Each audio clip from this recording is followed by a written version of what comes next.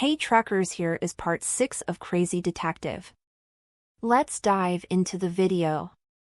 I have never seen something so foolish in my entire life. At the disciplinary department of the police academy, the person who oversaw the police training, Department Leader Young, slammed the table as he roared, you two, what do you even want me to say? Are you guys having cat fight? On the two ends of the table stood Zhao Yu and Miao Ying, both dirty and bruised. I'm telling you guys, I'm going to call your branch offices right now and see how your bosses want to take care of you. The department leader was so angry that his hair was standing on end. What is this? You guys even have honorary status. Look at you guys. What's the difference between you guys and delinquents? Raising your fists as soon as you guys don't like each other? Did you want to take the police academy down with you? The department leader was still scolding the two, but Zhao and Miao did not take a single word in. The two were still staring at each other in the office, throwing daggers with their eyes. They looked as if they still wanted to fight. The two of you are both police officers from this department. Department Leader Young slammed the table, then started trying to guilt them. Can we be a bit more professional? How could a perfectly fine grappling lesson end up like this? Suddenly, he noticed the two glaring at each other. Hey, did you guys hear me at all? Still aren't satisfied? Mr. Zhao Yu. Miao Ying completely ignored Department Leader Ying's existence and crackled her knuckles as she spoke fiercely. I'll tell you right now, don't ever let me see you again, otherwise, I'll kill you on sight. Tisk, tisk, Department Leader Young knitted his brows and was about to talk when he heard a loud paw sound. He turned and saw that Zhao Yu had actually squeezed the glass cup in his hands so hard it shattered. The glass pieces went all over the floor. F***CK. You think I'm scared? Zhao Yu tilted his head and continued stubbornly, same. Kill on sight. The two tilted their head back and walked out of the office enraged. During the entire process, neither of them had even looked at the poor highest official of the training camp. Department Leader Young almost went crazy with anger, shuddering in rage. Fine. I'm done. I'm done. These two maniacs. That night, Zhao Yu's painful wailing came from one of the dorms in the police academy. Hu Bin and Lan Bo were helping Zhao Yu with his countless bruises and injuries, sanitizing here, applying medicines there. The pain caused Zhao Yu to wail non-stop. He really was quite hurt. According to the rules, he definitely should have gone to the doctor, but Zhao Yu was too ashamed to go and insisted on taking care of it in the dorm. Read latest chapters at n/velbi.co/m. The two friends praised him endlessly as they applied medicine on Zhao Yu, calling him the hero of heroes. To be able to fight Miao Renfeng as an equal had truly helped the rest of male trainees to feel proud. But Zhao Yu turned and scolded Lan Bo, asking why they did not tell him earlier that Miao Renfeng was so fierce. Why would he have bothered her if he had known? Zhao Yu stroked his own butt. That kick called breaking the iron gate made him feel like he was going to end up disabled. In the midst of Zhao Yu's painful wailing, the system suddenly started. The system did not care about his pain at all, and told him straightforwardly that his adventure completion rate was a pitiful 51%. Such a low completion rate made Zhao Yu suspicious. Maybe before he even managed to meet whatever Water Within Thunder was, he had been interrupted by Miao Ying. If it had not been for Miao Ying, maybe he would have had some even bigger adventure waiting for him. Holy sh**t. My adventure was ruined by that stupid Miao Renfeng, he angrily thought. But even at 51%, the system still gave him an item reward. Apparently, as long as he had over half the completion rate, he could obtain a reward. It was not 60% like he had thought it was. The item he got was invisible night vision. With this item, he could see clearly in the dark, and it lasted for 1 hour. Wow! This item isn't bad. Zhao Yu could not help but be excited. If this item was used with the invisible telescope, then he would become a godly peeper? Humph. When his thoughts turned to Miaoying, Zhao Yu immediately became angry. He clenched his teeth and thought to himself savagely, "Stupid Miaoren Feng. Just wait, later if I figure out where you live, I'm going to use the telescope with the night vision and peek at you in the shower.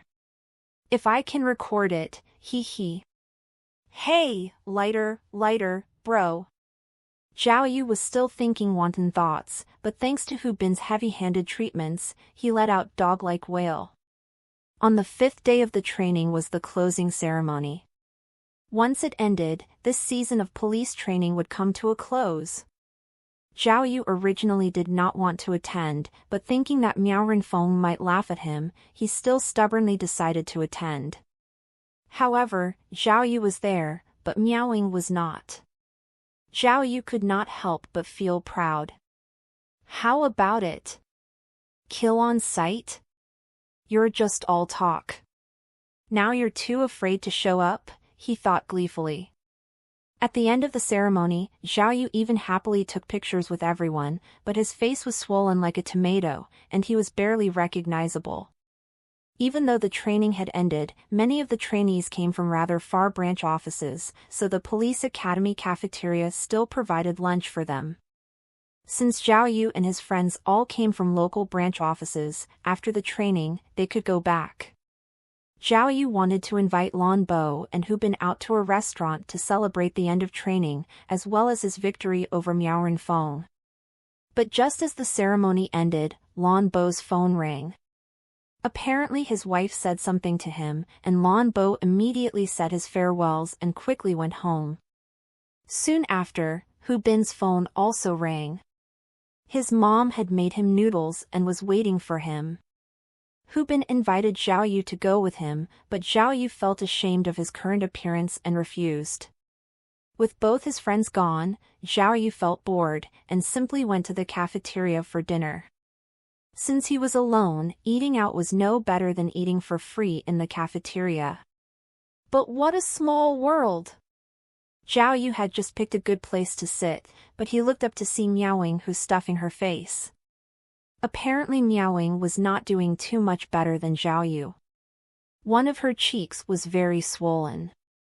She grimaced in pain even as she ate. Her previously glorified appearance had all but disappeared. As they stared at each other hard, the space between them almost solidified. It was a full 10 seconds of staring before Zhao Yu reacted first. Zhao Yu twitched his lips, and squeezed out some words, "Hey. Do you remember what you said? Kill on sight?" Miaoying nodded, then asked, "You?" Zhao Yu also nodded. Just as Zhao Yu nodded, Miaoying grabbed her plate and threw it at Zhao Yu's face. Zhao Yu also raised his own, and threw his plate back at her.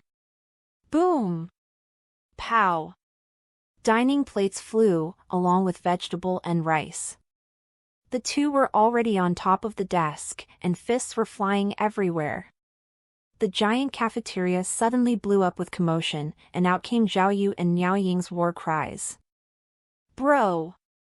Inside Team A's office, a senior agent named Lu Shueshan looked at Zhao Yu's swollen face and asked with concern, "What happened to you? We don't end up like you even when we are chasing criminals." "It was only police training, how did you?" "Hee hee hee," Li Beini mocked, "what else?" Senior must have chased after some policewoman and got beaten up by their boyfriend, right? Zhao Yu wanted to tell the truth. He had been beaten by the policewoman herself, but he felt too embarrassed to say that, so he shouted at Li Beini brazenly, "Hey, hey, hey. I'm already in this state, you should be consoling me instead of being sarcastic." "Oh, that's true."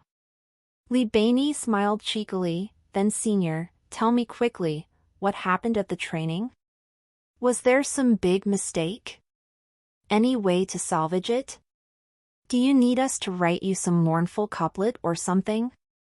"Hey, hey, hey," Zhao Yu shouted, "you and your filthy mouth. Let's talk about serious matters. How's the floating corpse case? Did you catch the culprit? Li Beinei stopped smiling after Zhao Yu mentioned the case and shook her head. The suspect is named Yang Wentao. Not only does he practice parkour, but he's also very cunning. Ever since he got away, it seems as if he vanished from Earth. There isn't a single trace of him, and Sis Peng is about to go crazy. That's so strange. Zhao Yu pondered, maybe it's the feng shui? Quit it, senior. Li Beinei said seriously, we're police officers, what feng shui are you talking about? If we have the time, we might as well do more surveillance. Zhao Yu wondered, that something Tao escaped when he was about to be captured. He shouldn't have much money on him since he escaped in such a hurry. We have control over the airports so he couldn't possibly run away, even to heaven, can he? Exactly. Li Beinei frowned. According to the tips we've received, there's an 80% chance that Yang Wentao is still in Qingshan. But we've already started monitoring all of his relatives and friends, and there's still no news of him. Don't panic, Zhao Yu said, I've spent time hiding in the pits before. Suspects on the run usually hide well in the beginning, but they won't be able to take it eventually and will be exposed.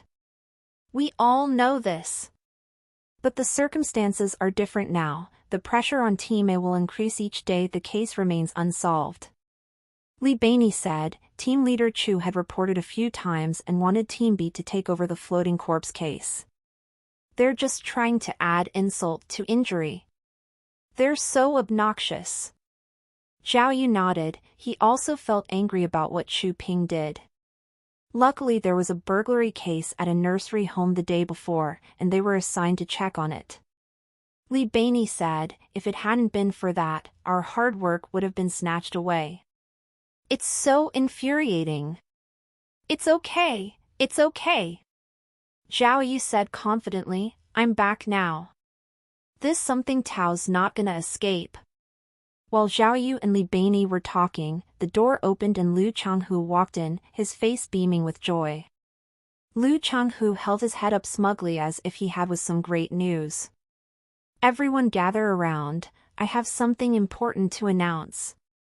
He could not wait to speak from the moment he stepped in. However, Team A's detectives were mostly out trying to catch the criminal. Other than Zhao Yu and Li Beinei, there were only 2 or 3 detectives who stayed behind in the large office. Because of this, Lu Changhu's announcement seemed a little awkward. There was no apparent change in the desolated office after he finished talking. Nonetheless, Lu Changhu remained smiling and pointed straight at Zhao Yu. It's all right, my announcement mainly involves Zhao Yu.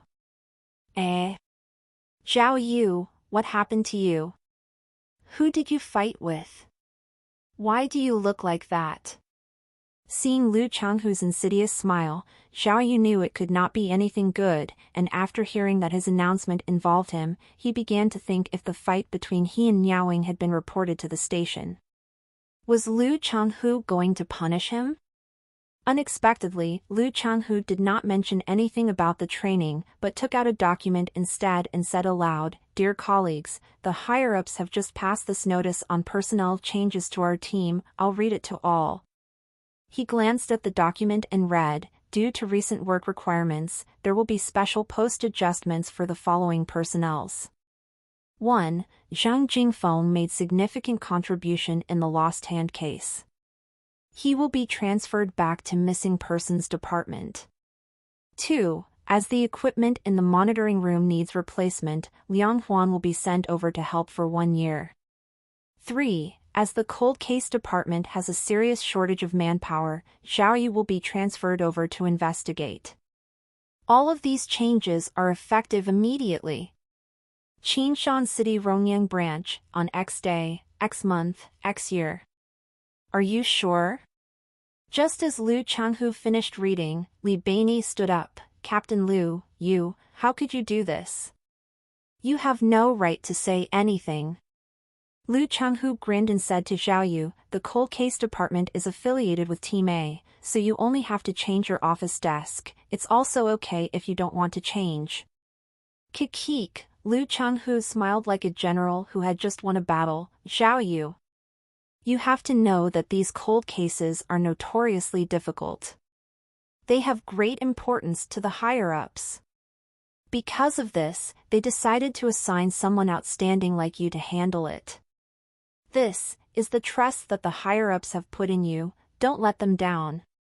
Lu Changhu made it sound prestigious, but everyone in the key case investigation unit knew that that cold case department was just an arduous and unrewarding pit. It was difficult to crack unsolved cases that had accumulated over long periods of time.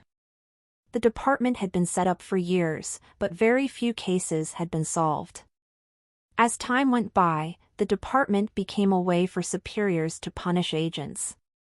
Whoever made a mistake would be transferred over.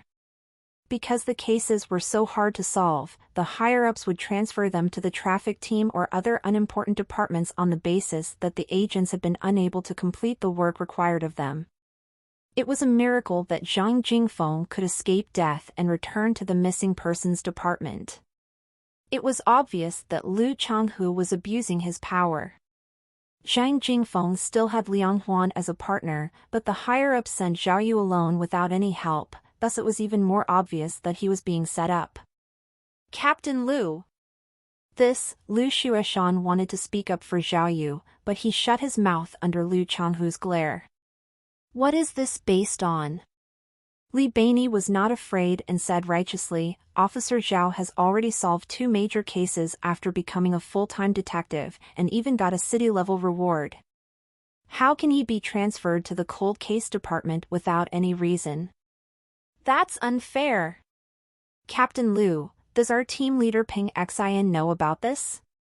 Huh. Lu Changhu shouted, Li Baini, watch your words. Zhao Yu's transfer was decided by the higher-ups. Are you accusing the higher-ups of something? Don't talk to me about Ping Xian, she's only an acting team leader, she had no right to interfere with this decision. You. Li Baini's face was red with anger. She argued angrily, you bullies. Senior, she kept tugging at Zhao Yu, wanting him to say something. However, Zhao Yu was not thinking about what Lu Changhu said. He seemed to be seriously pondering over something else until Li Baini pulled him a few more times and he said to himself after a sudden realization, oh, I understand now. I understand.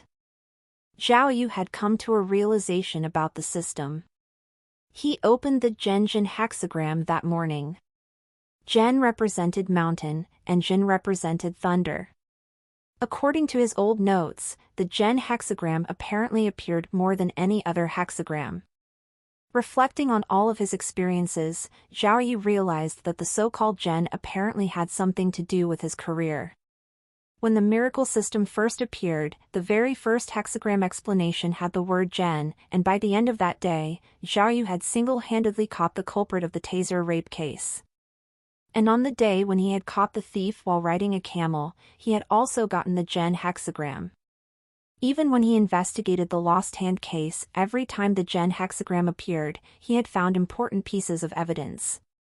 One could tell that the Zhen hexagram was most likely related to his job, and Zhao Yu's job was solving cases. Lu Changhu's announcement that Zhao Yu was being transferred also had a heavy relation to his work. This was possibly because Zhao Yu had gotten the Zhen hexagram. If DUI represented money, and Zhen represented his career, then what about everything else? Zhao Yu nodded quietly. Since he had uncovered the meaning behind those 2 hexagrams, then he was sure to find out the meaning of the others within the next few days, right? I don't care if you understand or not, Lu Changhu could never guess what Zhao Yu was thinking and continued without a care, from now on, you can take care of the cold cases. He continued, oh, right, I just checked my notes. Due to it being unsolved for 10 years, the Uptown Slaughter case gets priority. I'll leave this key mission to you. Hopefully you can continue your incredible performance and quickly solve this case. What the heck? Li Baini was very agitated. Team leader Lu, our team is currently focused on the floating corpse case, so we need all the help we can get. Now you tell Officer Zhao to investigate old cases? Isn't that just weakening the strength of our team? Huh? Li Beinei? That's not what I mean at all. Lu Changhu glared at her. The cold case investigation group is directly commanded by Team A. Technically, Zhao Yu can still participate. He just has one extra job. Humph, you make it sound nice, but everyone knows how hard it is to solve cold cases. Can't you at least find some assistance for Officer Zhao? Li Beinei's words were filled with a sense of justice. How about this, you go tell the higher-ups, and put me with Zhao Yu. Read lat stchers on n/v/l/b.i.cm. Huh. Hearing this, Zhao Yu finally stood up and pressed on Li Beinei's shoulder. Seeing Zhao Yu get up, Lu Changhu instinctively took a few steps back, afraid Zhao Yu would strike at any moment. Sweetie, yet, Zhao Yu was still calm as he talked to Li Beinei. Thank you for your kindness, I appreciate it. Don't worry, it's just the cold case investigation department. It's no big deal. Actually, I'll let you know, I've always wanted the higher-ups to move me to this department. What? Not only Li Beinei and Team A colleagues were stunned, but even Lu Changhu was surprised. See here. Zhao Yu pointed at Zhang Jingfeng's office desk. I've already heard from Zhang that the cold case department is truly amazing. The prize for solving one of the old cases is many times better than ours. If you solve the Uptown slaughter case, the reward is this many figures. Zhao Yu gestured a 6 and continued, this is a great opportunity to get rich. Also, cracking these types of cases makes you more credible. If I solve one or two of these, I'm sure to be end-of-the-year investigator of excellency. Who else would it be? Where could you possibly find such a good opportunity? Li Beinei brushed Zhao Yu's hand from her shoulder, then spoke with disappointment. Sir, do you have brain damage? You're looking at the situation, and you are still thinking of making money? Good. Good. Lu Changhu was beyond joyful and immediately raised a thumb to Zhao Yu, praising him. Zhao Yu, I truly love your magnanimous words. I have nothing more to add, so good luck with your cases. I'll be waiting to give you your huge rewards and credit. Haha, Lu Changhu smiled as he walked out of the office, but as he entered the hallway, danger flashed in his eyes. He thought to himself, this idiot Zhao Yu, everyone knows the cold case department is a death trap, but you think it's some sort of gold mine for promotion. I'll see how many cold cases you can crack. Just watch, in a bit, I'll kick you down into the patrol department, and you can go collect trash for all I care. After Lu Changhu left, Li Beinei continued to scold Zhao Yu, what are you going to do? You attended a training camp, and now you think you're some kind of Sherlock Holmes? If those cold cases were that easy to crack, why would they still be here? I don't understand what you're thinking. Yeah. Lu Shushan agreed. Zhao, this is obviously team leader Lu trying to bully you. Why are you jumping into the death trap? If you ask me, you should hurry and call Peng Xian right now and see if she can help you out. Zhao Yu smiled and spoke, can't you guys tell? Me getting transferred wasn't just because of Lu Changhu. Ah. Li Beinei was confused, why? Think about it. I just got awarded, so if the higher-ups really thought that I was essential to this investigation group, why would I get transferred to the cold case department? Even if Lu Changhu was trying to bully me, if the higher-ups didn't give the okay, then how could he? Zhao Yu spoke calmly, in the end, it is still the higher-ups who don't see me as important. Ah. Li Beinei asked again, why? Who knows? Maybe they didn't like my style. Zhao Yu laughed, maybe because I got all of the prize money, but I didn't kiss up to anyone? Or maybe, to frame me, someone pulled even more strings than that. But I think the biggest possibility is that they're jealous of my talent and glory. Jealous of my beauty and style. Aw, my god. Li Beinei almost fainted from Zhao Yu's words. Bro, this is called some sort of crazy narcissism. Even I want to kick you. Muahaha, Zhao Yu laughed. No matter what, since the higher-ups have already decided, I can't do anything about it now. I might as well accept this reality. But these are cold cases. Li Beinei said, have you seen Liang Huan? Calling it helping the interrogation room was just a euphemism for giving him menial work. Bro, if you can't solve any case, and with team leader Liu against you, you won't even get to do that. Wahahaha, Zhao Yu could not stop laughing, but prayed in his heart, the amazing miracle system, whether I have to do menial works or not, only depends on you. Paw. A black mop dropped onto the ground, and the male owner tried to attack Zhao Yu with the mop, but had his hands pinned onto the wall. Zhao Yu pressed down fiercely and the owner shouted out in pain. Ah, officer, officer. Stop. Stop it now, a thin middle-aged woman on the side was terrified and quickly pleaded. I'll cooperate with the investigation, all right? I beg you, please let go of my husband. Intentionally assaulting a police officer could bring a jail term up to 3 years, Zhao Yu shouted at the male owner in disdain, but me twisting your arms is a legitimate act of defense. With this, Zhao Yu twisted his arms again and the man screamed in pain. Officer, my husband is also doing it for my sake, please don't hold it against him. The middle-aged woman kept saying good words. Actually, I've said this many times about my ex-husband's death. I don't understand why you guys can't let it go. This woman was Lin Meifeng, the wife of the Uptown slaughter case's victim, Yu Zhigan. She had married her current husband after Yu Zhigan died.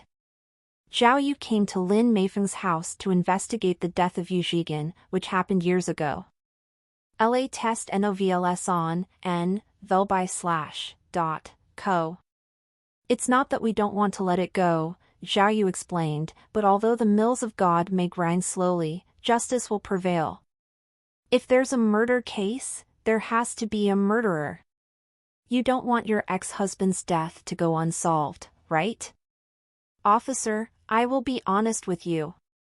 Lin Meifeng shook her head. I am happy that my ex-husband died like that and that his murder is still unsolved. That devil, Yu Zhigan, deserves it. This is his retribution. She continued, I must have been blind to marry a bastard like him. He drank and gambled all day.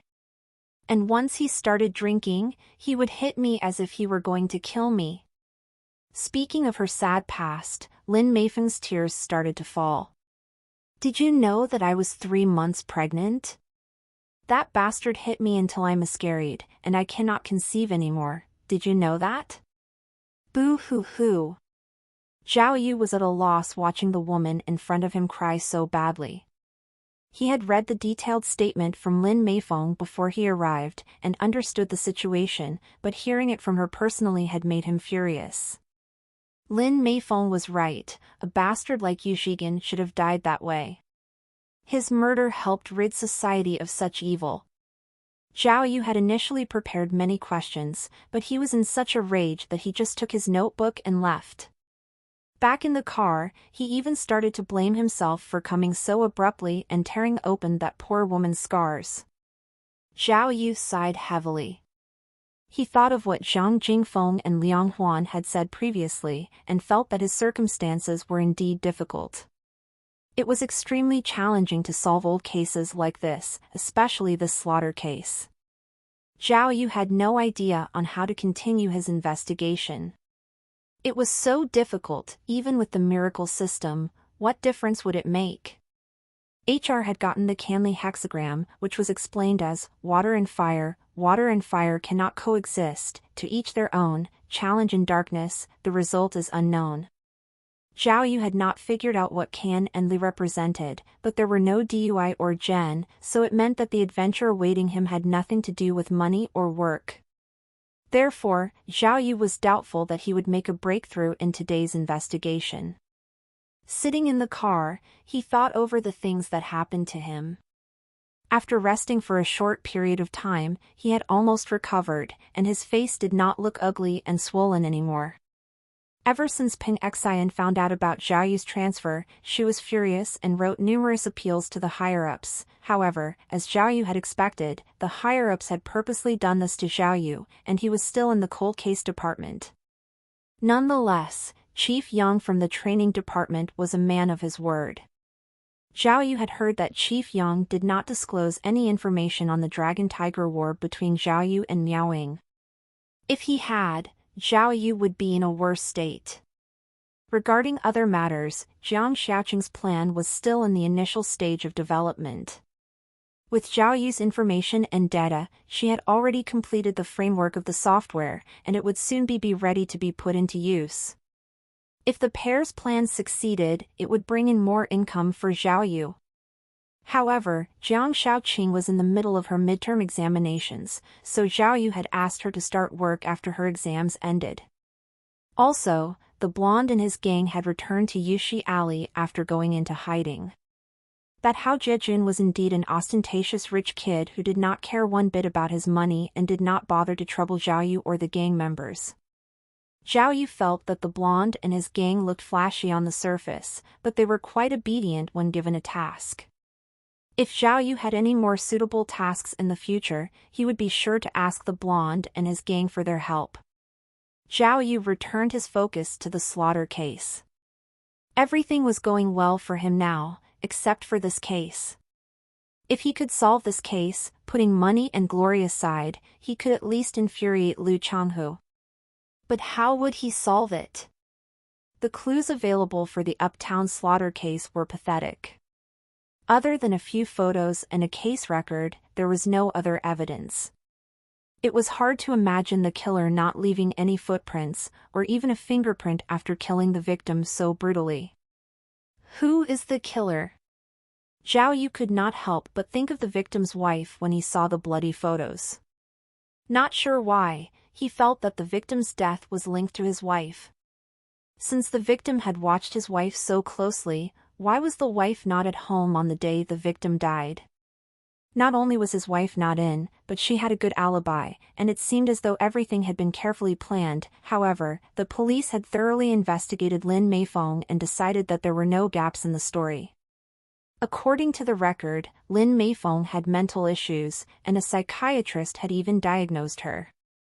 She was on the verge of a mental breakdown and could not even take care of herself.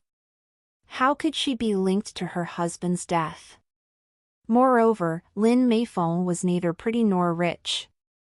It would not be reasonable to say that this was a crime of passion, or that a killer had been hired. Lin Meifeng seemed completely innocent. What was the truth behind this case? Just as Zhao Yu was thinking hard, his phone suddenly rang. Zhao Yu had changed the ringtone of his new phone, but it was still a nostalgic oldie. "Ah, hero, please chase the dream with me. Ah, hero, please give sweet dreams to me." Zhao Yu took his phone and his eyes suddenly widened. He never expected this call to be from Yao Jia. Yao Jia? No way. Why is she calling me? Zhao Yu thought he was hallucinating and let the phone ring for a while before he picked up. He had thought that maybe Yao Jia had called because Hao Jiejun was pestering her again, but when Yao Jia started talking, it turned out that she was actually inviting Zhao Yu to lunch. No way! Zhao Yu felt as if he had been blessed by the heavens.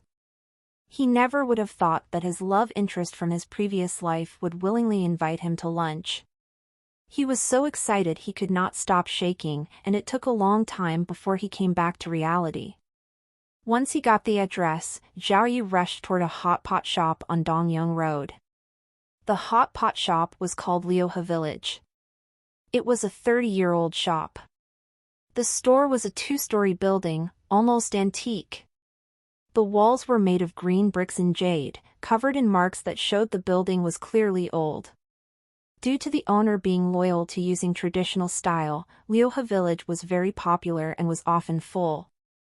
Even at noon you needed reservation to get a seat. When Zhao Yu arrived, Yao Jia had already been waiting for a while outside the shop. Private rooms required more than 6 people, so with only 2, they could only sit outside. Sorry, Officer Zhao. Seeing the crowded environment, Yao Jia was embarrassed. This is my first time inviting you to lunch, but I picked a place like this. I'm truly embarrassed. No problem, no problem. Zhao Yu felt so excited that he was shaking. Wanting to help Yao Jia pour some tea, he nearly poured it all over her instead. Officer Zhao, have you eaten here before? Yao Jia asked as she gave him his plate and silverware. Zhao Yu shook his head. Prior to his crossover, he had often come to this area to destroy property, but there had never been a hot pot shop like this. Then you're in luck. Don't mind the bad atmosphere, the food is really good. Try it out, the lamb meat here is the freshest. Yao Jia's smile was incomparably pure, leaving Zhao Yu breathless. The area may have been poor and dingy, and very crowded, but this only caused Yao Jia to stand out even more. Waiter! Yao Jia was clearly well practiced as she called out to the waiter, first I want 2 plates of lamb, 2 bottles of beer, then an appetizer. She turned back to Zhao Yu, I used to live around here, this place is filled with memories. Look, she pointed at the wall beside the stairs. There was a huge poster, but most of the poster had been turned black due to the oil in the air. Other than the line "Follow your feelings," it was impossible to see anything else. Follow your feelings. Yao Jia clearly looked a little bit excited. Did you know it's from a really old song? The singer used to eat here. She's called, As Yao Jia tried to remember, someone suddenly said from a neighboring table, Su Rui. Follow your feelings, please take my hand. Ha ha.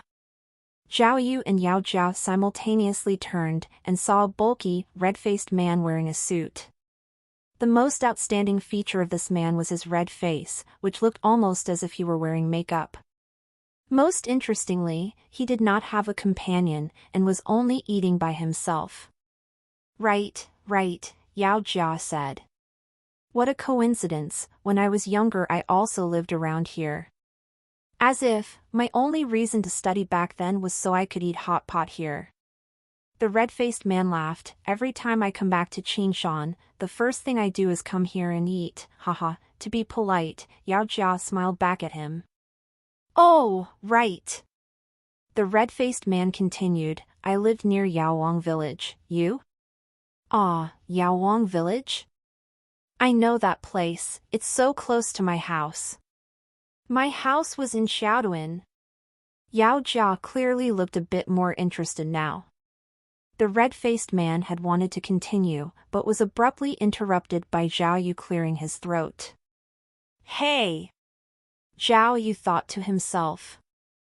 How could he let this continue? Yao Jia had finally invited him out for food, but this guy was interrupting them. His expression darkened as he yelled out to the other, Go finish your food. Where do you have the time for such useless chit-chat? She didn't even ask you, so why were you talking? You. The red-faced man had never seen someone so abrasive, but he could not get mad over that one sentence, so he turned around and continued to eat his own hot pot. Officer Zhao. Yao Jia looked at Zhao Yu a little angrily. He didn't mean any harm. Why are you so aggressive? Ah, don't say it like that. Zhao Yu feigned innocence. What am I? You see that guy eating hot pot by himself, and with his face so red. As soon as he heard a beauty talk, he decided to take advantage. He isn't a good person. Miss Yao Jia, you're so beautiful, so you have to be more careful. Hearing Zhao Yu's straightforward explanation, Yao Jia's face turned red, but she was afraid the red-faced man had heard Zhao Yu's words, and was nervous as well. But thank goodness, due to the crowd, the red-faced man had not heard Zhao Yu at all. Because of the miracle system, Zhao Yu was not being careless either. Ever since Yao Jia had asked him out for food, he knew that it had something to do with the miracle system. Ever since he had entered Liuhe village, he was thinking, could there be some sort of key evidence to solve the slaughter case? Just like how I accidentally entered the music hall when I was solving the lost hand case? But the hot pot shop's location and where the slaughter case had happened were too far away to have any connection. Not to mention, his hexagram did not have Gen, which represented work. So maybe it would be better if he just settled down and ate a good meal with Yao Jia, and did not overthink. Officer Zhao! Yao Jia interrupted Zhao Yu's thoughts. Actually, I should have invited you out already. Last time, if you hadn't gotten my bag back, I would have lost so much. Also, that time at the hospital, if it weren't for you, I don't even know what would have happened with Hao Jiejun. No problem, I'm a police officer. I'm just doing my duty. Zhao Yu was very good at praising himself. While they were talking, the hot pot, the lamb, and the appetizer had already been served by the waiter. The two chose their sauces and started putting the food in the hot pot. Actually, I won't hide it from you, not even a few bites in, Yao Jia shyly spoke again. My bag wasn't worth anything, but because my boyfriend gave it to me, it's very valuable. If someone took it, I really wouldn't know what to do. Hearing the word boyfriend, Zhao Yu dropped the piece of lamb he had been picking up to eat. So Yao Jia did in fact have a boyfriend. This isn't good, he thought. Officer Zhao! Yao Jia pursed her lips, but was hesitant to speak, as if she were going to say something difficult. What's wrong? Zhao Yu asked. Actually, this time I asked you out, because I need to ask you for a favor. Yao Jia's face reddened as she lowered her head. Oh. Zhao Yu realized that Yao Jia had invited him out for food because she needed a favor.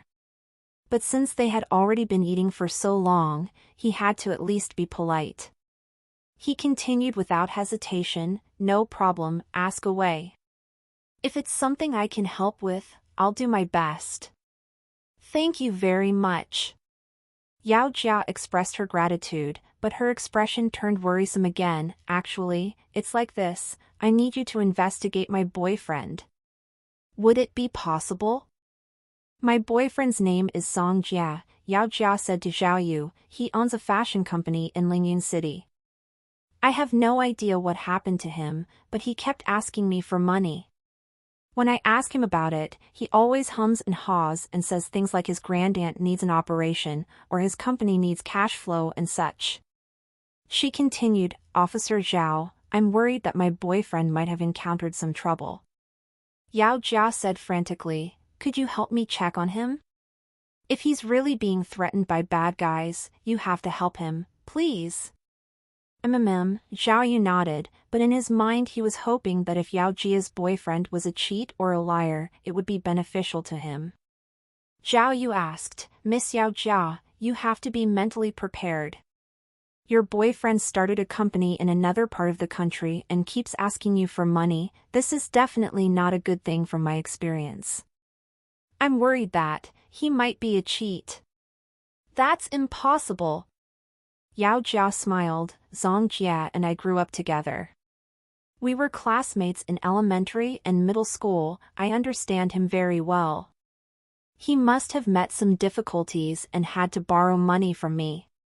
Furthermore, his parents are in Qinshan and are old friends with my parents. It's not possible.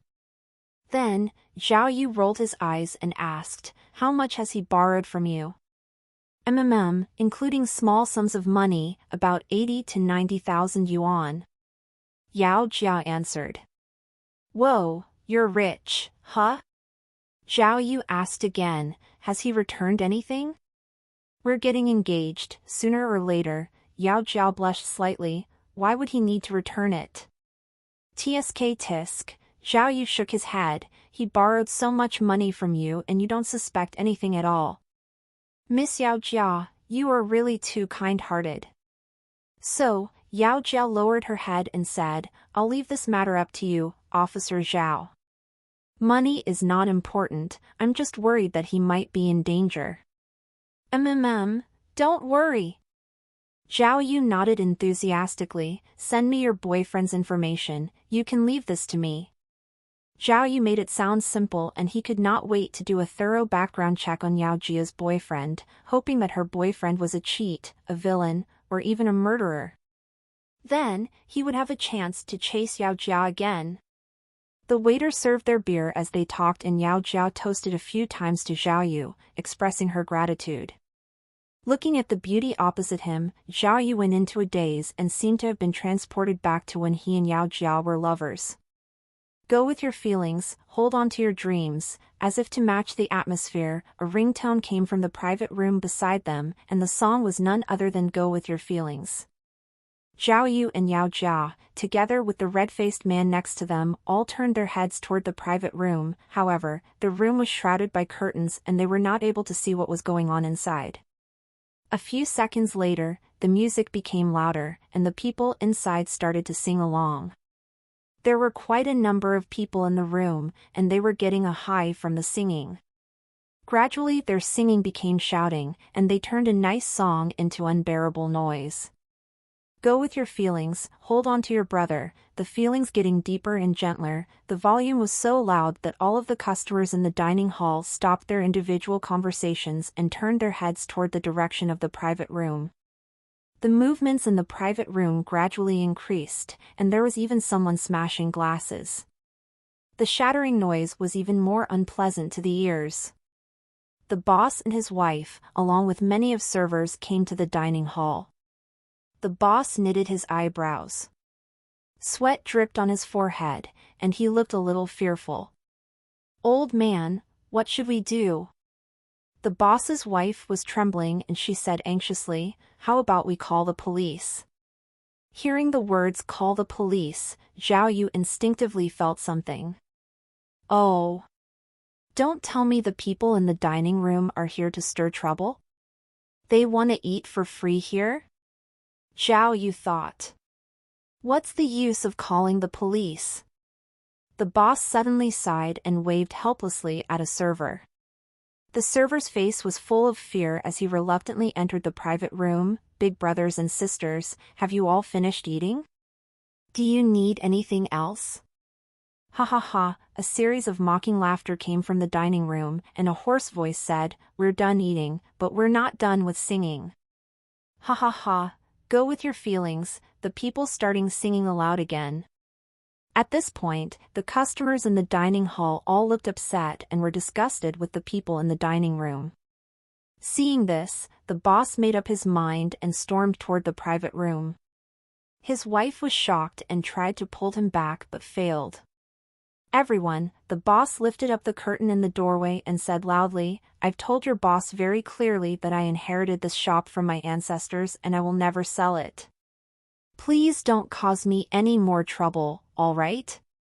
How about this, all of your food and drinks today is on the house. Let's be friends, okay? Hearing the boss's words, the diners were all aware that something had happened and looked at the private room again. Although the curtain had been lifted, Zhao Yu was still unable to see the situation in the room from his angle. He only heard the hoarse voice speak again, Boss, you're really dampening the mood here. We're not here for a free meal nor to make trouble, we're only here to enjoy good food and to sing songs. What's wrong? Are we in your way? No, the boss controlled his anger and said, you guys sing like this every day. How am I supposed to carry on my business? How about this, you guys go to the karaoke bar nearby to sing and I'll pay for it, will that do?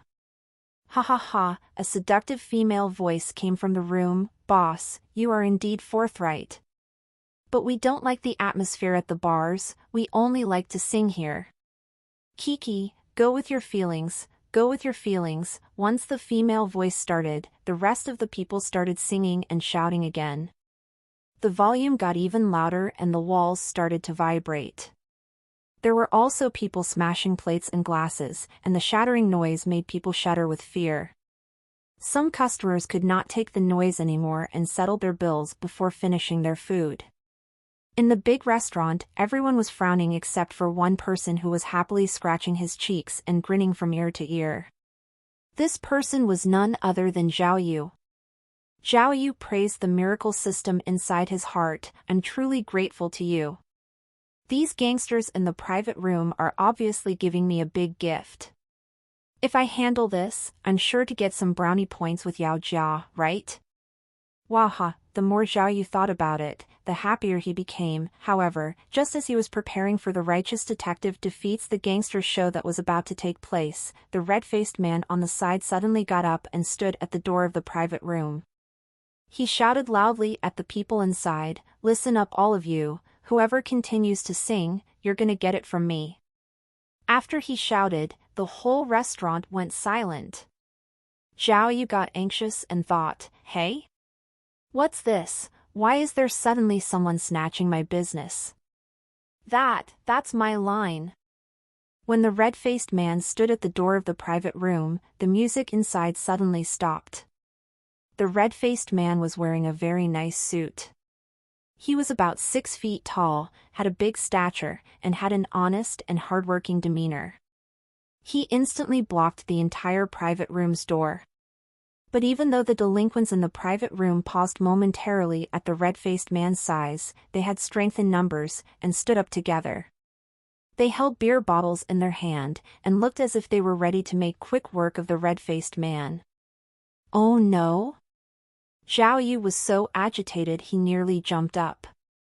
How could he sit around when the chance to show off had nearly been stolen from him?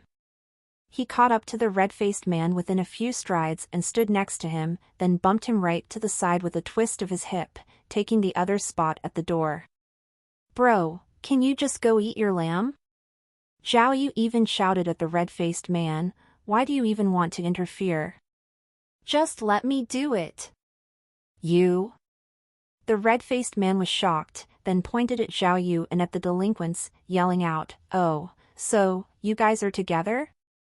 The red-faced man's words caused the customer's and the owner's mouth to drop open in shock. Holy sh*t? Zhao Yu was nearly out of his mind with anger and immediately pulled out his police badge. "I'm a police officer. Look carefully, Key Case Investigation Unit. This is my business. Go, go, go. Who do you think you are? Get to the side." Seeing Zhao Yu's police badge, the delinquents could not help but pause. Despite their original plan, they put down the beer bottles in their hand. "What? Who do I think I am?" The red-faced man was unhappy with the situation and immediately pulled out his own police badge, saying, "I am a police officer too. Why isn't it my business?" Huh? Zhao Yu was shocked and felt as if his mind had short-circuited. What kind of situation was this? He finally had a chance to show off, so why was there another police officer trying to steal his thunder? All right, you just ate, don't end up throwing up." Zhao Yu feigned compassion, "Just leave this to me, okay?" As he finished, he tightened his fist, causing his bones to crack, intimidating the crowd. "How so?"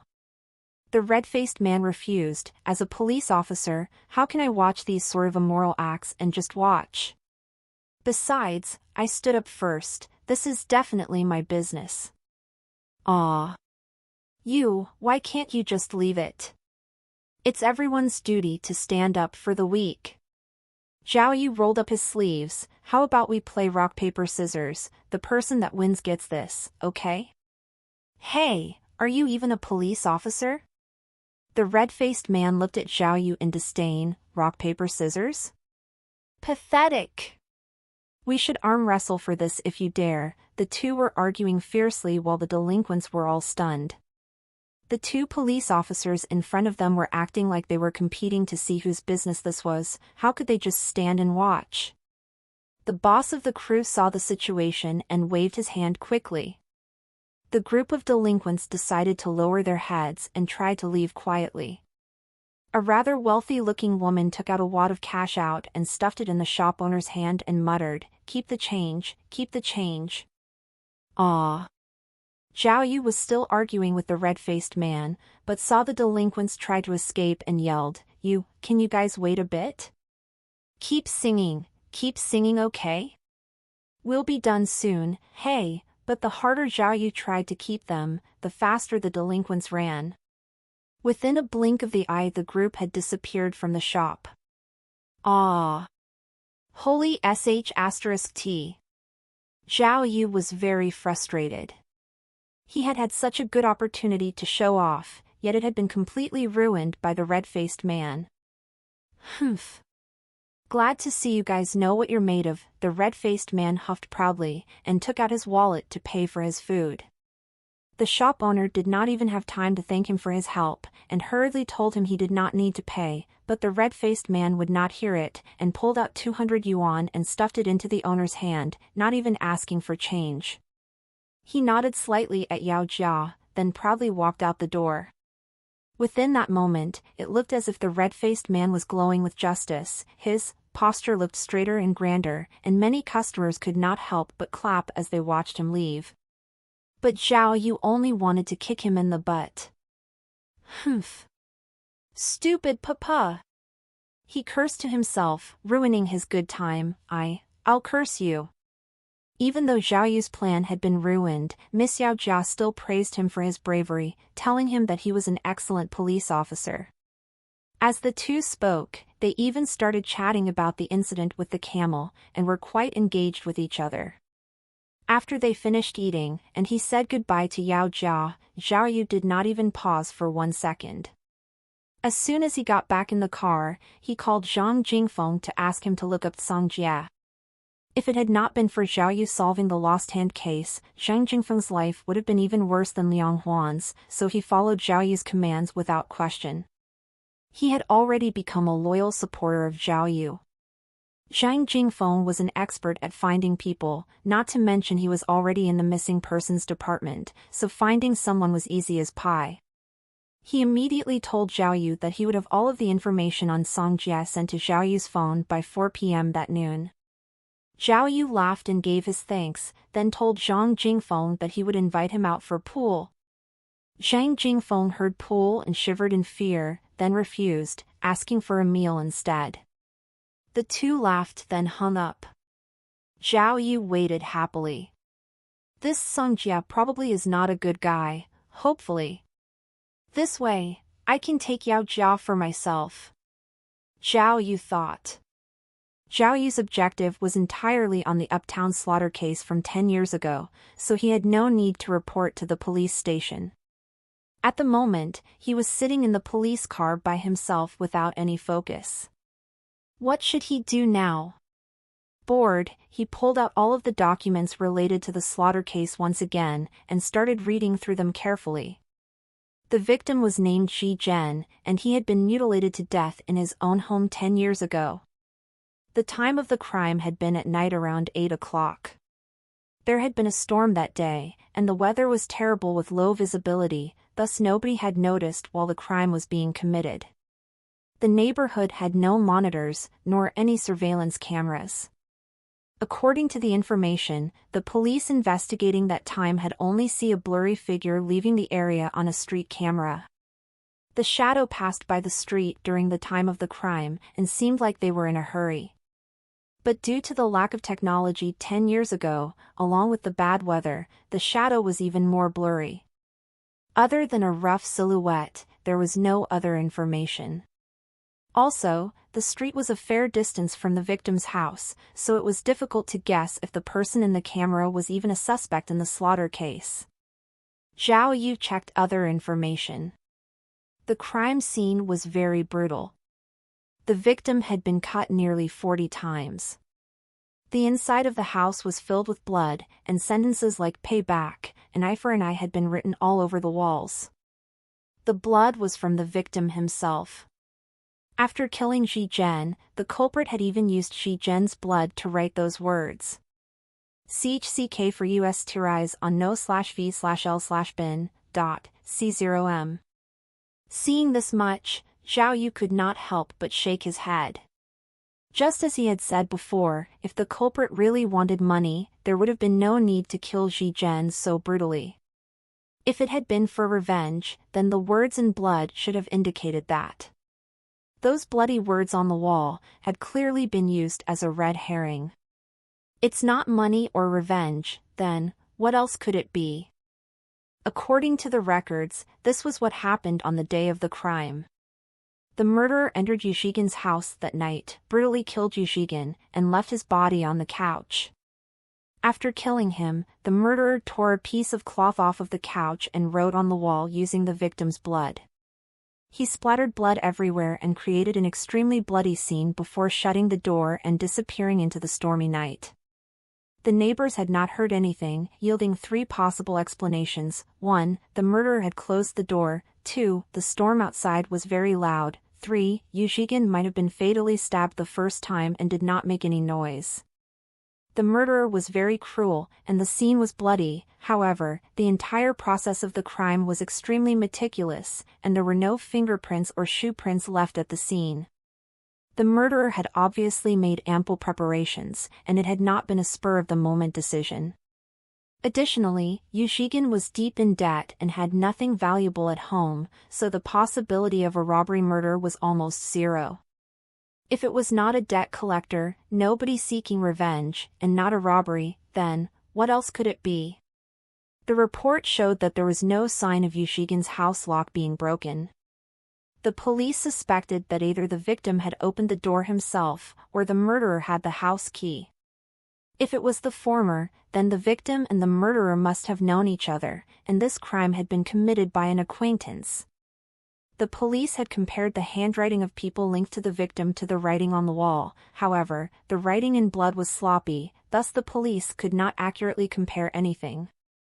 If it was the latter, the crime would be even more complicated. Why did the murderer have his house key?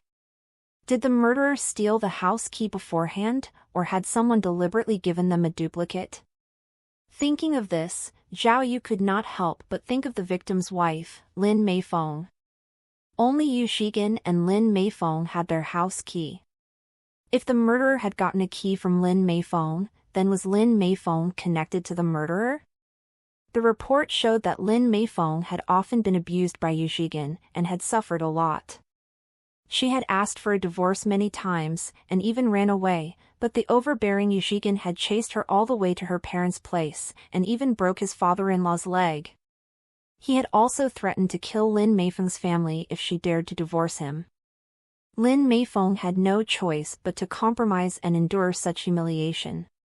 In the end, the heartless Yushigin beat Lin Meifeng until she miscarried and lost their child.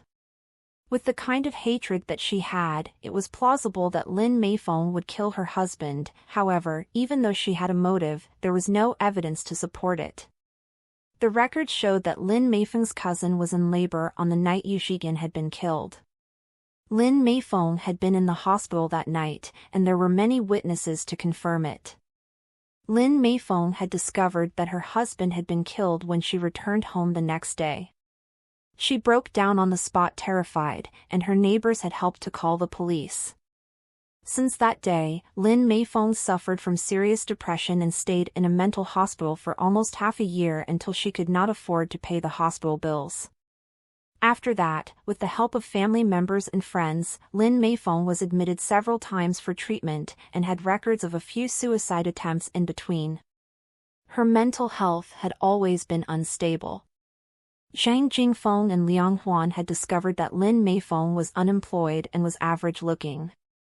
She seldom went out, and Yushigin had kept a close eye on her, so it would have been difficult for her to have had an extramarital affair. Moreover, if she had had a lover, she would not have ended up in the mental hospital after Yushigin died. Also, Lin Meifeng was penniless, so it was even more impossible for her to have hired someone to kill her husband.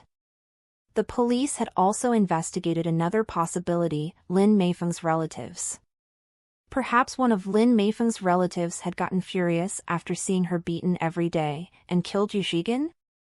However, Lin Meifeng's parents were very old, and her only younger brother had been in jail at the time. She had little contact with other relatives, so that theory had led nowhere. Looking at all of the data, Zhao Yu began thinking again. He took out his notebook and started drawing his own analysis. Although the information was limited, Zhao Yu still followed thoughts and found some leads that had been neglected previously. Firstly, Zhao Yu had seen many people who had been stabbed with a knife, and the knife wound was usually straight and linear. However, photographs of the victim's wound showed the shape of an exclamation mark, which was very different from a normal stab wound. After considering it deeply, Zhao Yu finally understood why that was. When the victim was being stabbed, he had probably been below the killer. The downward force from the knife caused the top of the wound to be heavier and had formed a shape like an exclamation mark. It could be seen from the photo that there were many fallen wine bottles near the victim. The autopsy showed that the victim had excessive levels of alcohol in his body, which meant that he had drunk a lot that night. He should have been severely intoxicated when he died. Additionally, the victim had more than 40 knife wounds, but none on his back. Also, the victim had died on the couch, thus Zhao Yu believed that the murderer had sneaked into the house. It was highly possible that the murderer had the key to their house and sneaked in, and the murderer saw Yu Zhigan lying drunk on the couch and stabbed him on his front side. Since the murderer was standing up, the downward force of the knife caused the wounds to look like exclamation points. Although he had found some new clues, the entire case was still shrouded in a mass of fog. Why did the killer want Yu Zhigan dead? What was his motive? Why did he stab him so many times and make the scene so bloody? Why did he write those redundant words on the wall? Who was the murderer? Not knowing why, but since the first day he had seen the case information, Zhao Yu thought that there was something wrong with the victim's wife. Although he did not want Lin Meifeng to be the murderer, and although she had an alibi, Zhao Yu could not let the thought go. Especially after having met her that morning, he felt that there was some dreaded secret lurking behind Lin Meifeng's gloomy eyes. At that moment, Zhao Yu suddenly thought of the lyrics sung by the delinquents in the hot pot restaurant. Go with your feelings, he thought. TSK TSK, go with your feelings? Could this be a hint from the miracle system? I have to go with my feelings if I want to solve the case. My feeling is that Lin Meifeng is linked to the case. Don't tell me that Lin Meifeng is really the killer? Or could it be that there's more to it than what meets the eye? 10 years ago in Qinshan City in Sanlitun Village, it was late at night and pouring rain. Lightning and thunder ruled the skies. A small thin figure suddenly appeared in front of the door of a certain house. The person wore a black raincoat. They used the key to open the red door, crossed the small yard, and went straight into the house. They quickly opened the wooden door to the house with another set of keys. Upon entering the house, the sound of the thunder and rain gradually lessened, emphasizing the figure's nervous and quick breathing. Then they pulled out the dagger that they had prepared ahead of time and silently entered the bedroom. The bedroom was completely dark. When a streak of lightning crossed the sky, they could clearly see the silhouette of a person on the bed. At that moment, their nerves reached their climax, their breathing quickened again, and their entire body shook. Finally, they worked up their courage and pounced onto the bed and brought the dagger down fiercely. Discover W stories on no/e/lbin.com. Squish, the sound of a knife slicing through skin suddenly came from underneath the cover. When they pulled out the dagger, they could already feel a certain sticky liquid flowing down the edge of the blade, going everywhere. Even though they were wearing gloves, they could still feel the warm liquid oozing between their fingers. The reek of blood permeated through the room, stimulating their nerves. Can't stop now. They stabbed multiple times, not even sure where they were stabbing. They did not relent until there were no more signs of movements on the bed. Their nerves was already at their breaking point, and they were drenched in sweat. They did not dare to stop, and continued according to their plan. They started pulling out drawers and throwing things on the floor, trashing the bedroom. In the darkness, they opened some jewelry boxes and threw some money into a plastic bag. Then they quickly disappeared from the premises, not even closing the door. As they left the area, the rain continued to pour down, the lightning and thunder unrelenting. They continued to run as if they were running for their life. Once they ran out of the village with the goods, they finally stopped near a broken piece of wall and cried silently. Suddenly, they pulled down the hood of their raincoat, revealing a woman's face. The woman cried painfully yet silently, deafened by the sound of the roaring thunder. Tears continued to flow down her face, washed away by the merciless storm, becoming indistinguishable with the pouring rain. Zhao Yu received a phone call right at 4 in the afternoon from Zhang Jingfeng. He had been so focused on the slaughter case that he had not moved the police car for an entire 3 hours. Zhang Jingfeng told Zhao Yu that he had found Song Jie's information. Zhao Yu was rather excited and quickly asked Zhang Jingfeng for the details. Yet, Zhao Yu was also mildly disappointed. As it turned out, Song Jie was not a scammer, he really did own a clothing factory in Lingyun City, and it was rather big too. In everyone's eyes, he was a young and talented businessman. It was still too early to tell if he had some financial issues, or if there really was some kind of problem, but the money within his account had sharply dropped recently. There was not even 300 yuan in total. Interesting, Zhao Yu could not help but have a sliver of hope in his heart. What sort of problem did this Song Jie have? Did he get someone pregnant, or maybe he was a gambling addict? Zhang Jingfeng knew that this person was Zhao Yu's rival in love, so he said that he would continue to monitor Song Jie's situation. If there was any new information, he would immediately tell Zhao Yu. Zhao Yu expressed his appreciation and hung up. But as soon as he hung up, the system spoke. The system told Zhao Yu that his completion rate for the day was 59% and that he gained an item called the Invisible Air Monitor. The Invisible Air Monitor could monitor air quality and had no other use. Measure air quality? What does that even do? Detect smog? Zhao Yu wondered. Today's adventure had ended so early. Zhao Yu shook his head a few times and started to recall his adventure. Other than meeting with Yao Jia, there was not much else. Was that considered an adventure? Maybe if he had not met the stupid red-faced man, his completion rate would have been higher. Wait, thinking this far, Zhao Yu suddenly realized something. He quickly pulled out another notebook related to the miracle system. After he went through his records, he realized something else. The Qin hexagram had appeared numerous times in the system. He noticed that every time he had gotten Can, he had had some sort of encounter with women. Today's hexagram explanation had Can, and his dream lover, Yao Jia, had unexpectedly invited him out for food. At the police training, with the water with thunder hexagram explanation, the hexagram had also had the word Can, and he had met the female devil, Miaoing. Even before that, when Zhao Yu had met Yang Hong and Hua Hua, there had also been the word Kansas Kin meant water, and, in old folklores, females always had an affinity with water. Could it be that the word Kin represented woman?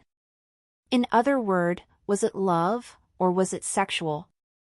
Dui represented money, Zhen represented business, Qin represented love, then what about the other ones? What did Jin, Sun, and Li represent?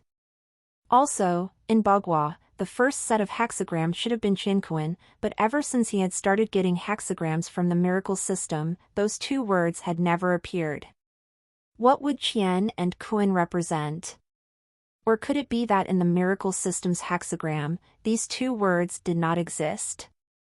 Even after contemplating for a while, Zhao Yu had no idea, so he decided to forget the thought for now and drive back home.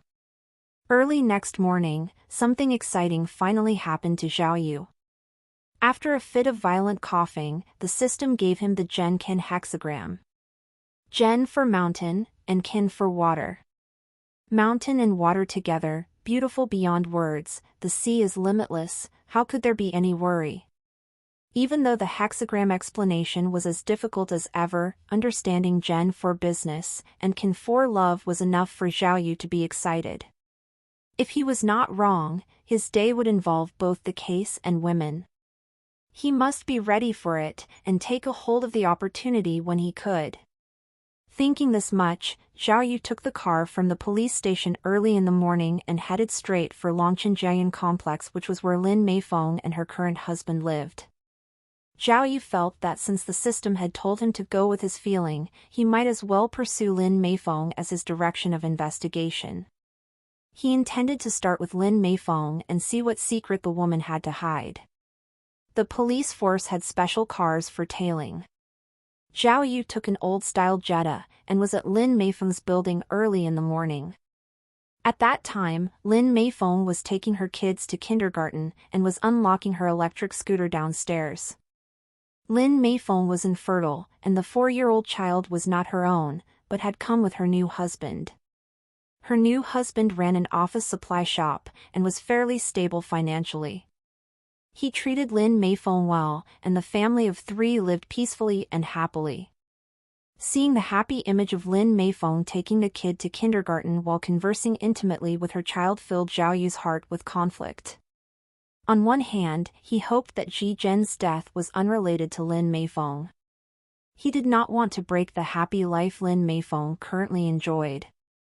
But on the other hand, Zhao Yu could not let this direction of investigation go. He did not want to let Liu Changhu have the upper hand because he could not solve this case. With these conflicting feelings in mind, he kept tailing the other. After taking her child to kindergarten, Lin Meifeng bought some breakfast with her husband at a breakfast shop. After finishing their food, the husband and wife went to the office supply shop and worked together. The husband was the boss, and Lin Meifeng was his helping hand. The husband and wife were together the entire morning, but did not do anything special or out of ordinary.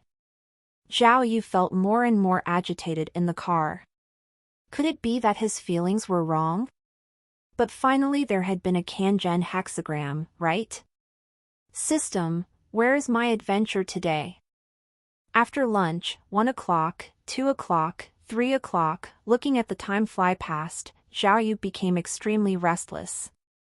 Lin Meifeng and her husband were busy working at the shop, and there were nothing unusual at all. The excitement that Zhao Yu had in the morning had long disappeared. Oh my Genkin hexagram. He had thought that not only would he have had some breakthrough in the investigation today, that he also would have had some big surprise with women by now. Either he would find an important clue in the slaughter case, or his dream girl, Yao Jia, would go on a date with him again. However, it was almost 4 o'clock and he was still empty-handed. Could it be that my direction is wrong? Or maybe there were some details that I did not notice. As Zhao Yu pondered, his phone rang. It was a call from Zhang Jingfeng. Zhao Yu's eyes lit up and he quickly answered the call. Zhao, Zhang Jingfeng said, I found something on that Zhang Jia you told me to check on. Oh. Zhao Yu suddenly sat up and tried to get Zhang Jingfeng to quickly say what he had found. He, Zhang Jingfeng smirked and then said mysteriously, according to his phone's location, he's in Qinshan today, and is now at Sanlitun Small Industries Wholesale Market. Sanlitun? Small Industries Wholesale Market? Zhao Yu pondered and said ignorantly, Zhang Jia owns a garment factory, so he went to the wholesale market to deliver goods? What's wrong with that? TSK, and you still call yourself experienced with society. Zhang Jingfeng laughed. That fella deals with designer clothing, he usually goes to international shopping malls and boutiques, so what's he doing at a wholesale market? I think there must be something fishy happening. Something fishy? Zhao Yu searched his memory a few times, but could not think of anything. In both his present and past life, he had never dealt with goods and trading. It's very obvious. Zhang Jingfeng was an expert in this. Zhang Jia manufactured fake goods in his factory, and he's gone to the wholesale market for delivery. He continued, Bro, isn't this person your love rival? Listen to me, quickly go to Sanlitun now. If my guess is right, call me immediately. I know people in the Quality Supervision Bureau and Economic Investigation Department. I guarantee that I'll get rid of your love rival by the book. Kikik. Oh, that sounds interesting. Zhao Yu finally understood what Zhang Jingfeng meant. He thought to himself that this fellow was indeed a mudfish, capable of using dark methods for affairs of the heart. Read latest OVLS at nv/e/l/buy.com. Zhao Yu immediately thanked Zhang Jingfeng and quickly drove towards Sanlitun. Given the situation, he could only take care of one thing at a time. Since he was unable to make any development on the slaughter case, it would only make sense to get rid of his rival in the meantime. It seemed like the kinhexagram really had something to do with Yao Jia. If I get rid of Yao Jia's little boyfriend, won't I be able to win her heart soon? With this thought, Zhao Yu drove at lightning speed and reached Sanlitun Small Industries wholesale market in half an hour. Zhang Jingfeng had sent him Zhang Jia's location, and Zhao Yu went to search for him straight after he got out of the car. There were huge crowds of people and heavy traffic at the wholesale market, and the area was huge. Zhao Yu weaved his way in and out, and took a long time before he reached the warehouse area at the back of the wholesale market. Like a typical wholesale market, the shops were at the front, and the warehouses were at the back to facilitate deliveries. The warehouse area was even bigger. Zhao Yu only realized after seeing many vehicles parked in front of the warehouse for loading and unloading that vehicles were allowed to drive in. If he had known earlier, he would not have needed to walk so far. The impracticality of walking was secondary, however, he was more afraid of being delayed and that Zhang Jia might have already finished his delivery. The whole trip would be a waste. Thinking of this, Zhao Yu sped up and walked toward his target. Unexpectedly, he heard a ringing shout from his right side after taking a few steps. Stop. Don't run. Police. What's going on now? Zhao Yu quickly turned his head to the right and saw a tall and strong man on the warehouse walkway running toward him. The man with the mustache was probably a merchant. He was in dark blue sports attire with a fanny pack and a suitcase in his hand. He was running over so hard that his tongue was sticking out. While running, he pushed the goods on the sides to the ground, trying to form a barrier from his pursuer. Zhao Yu craned his neck and looked back.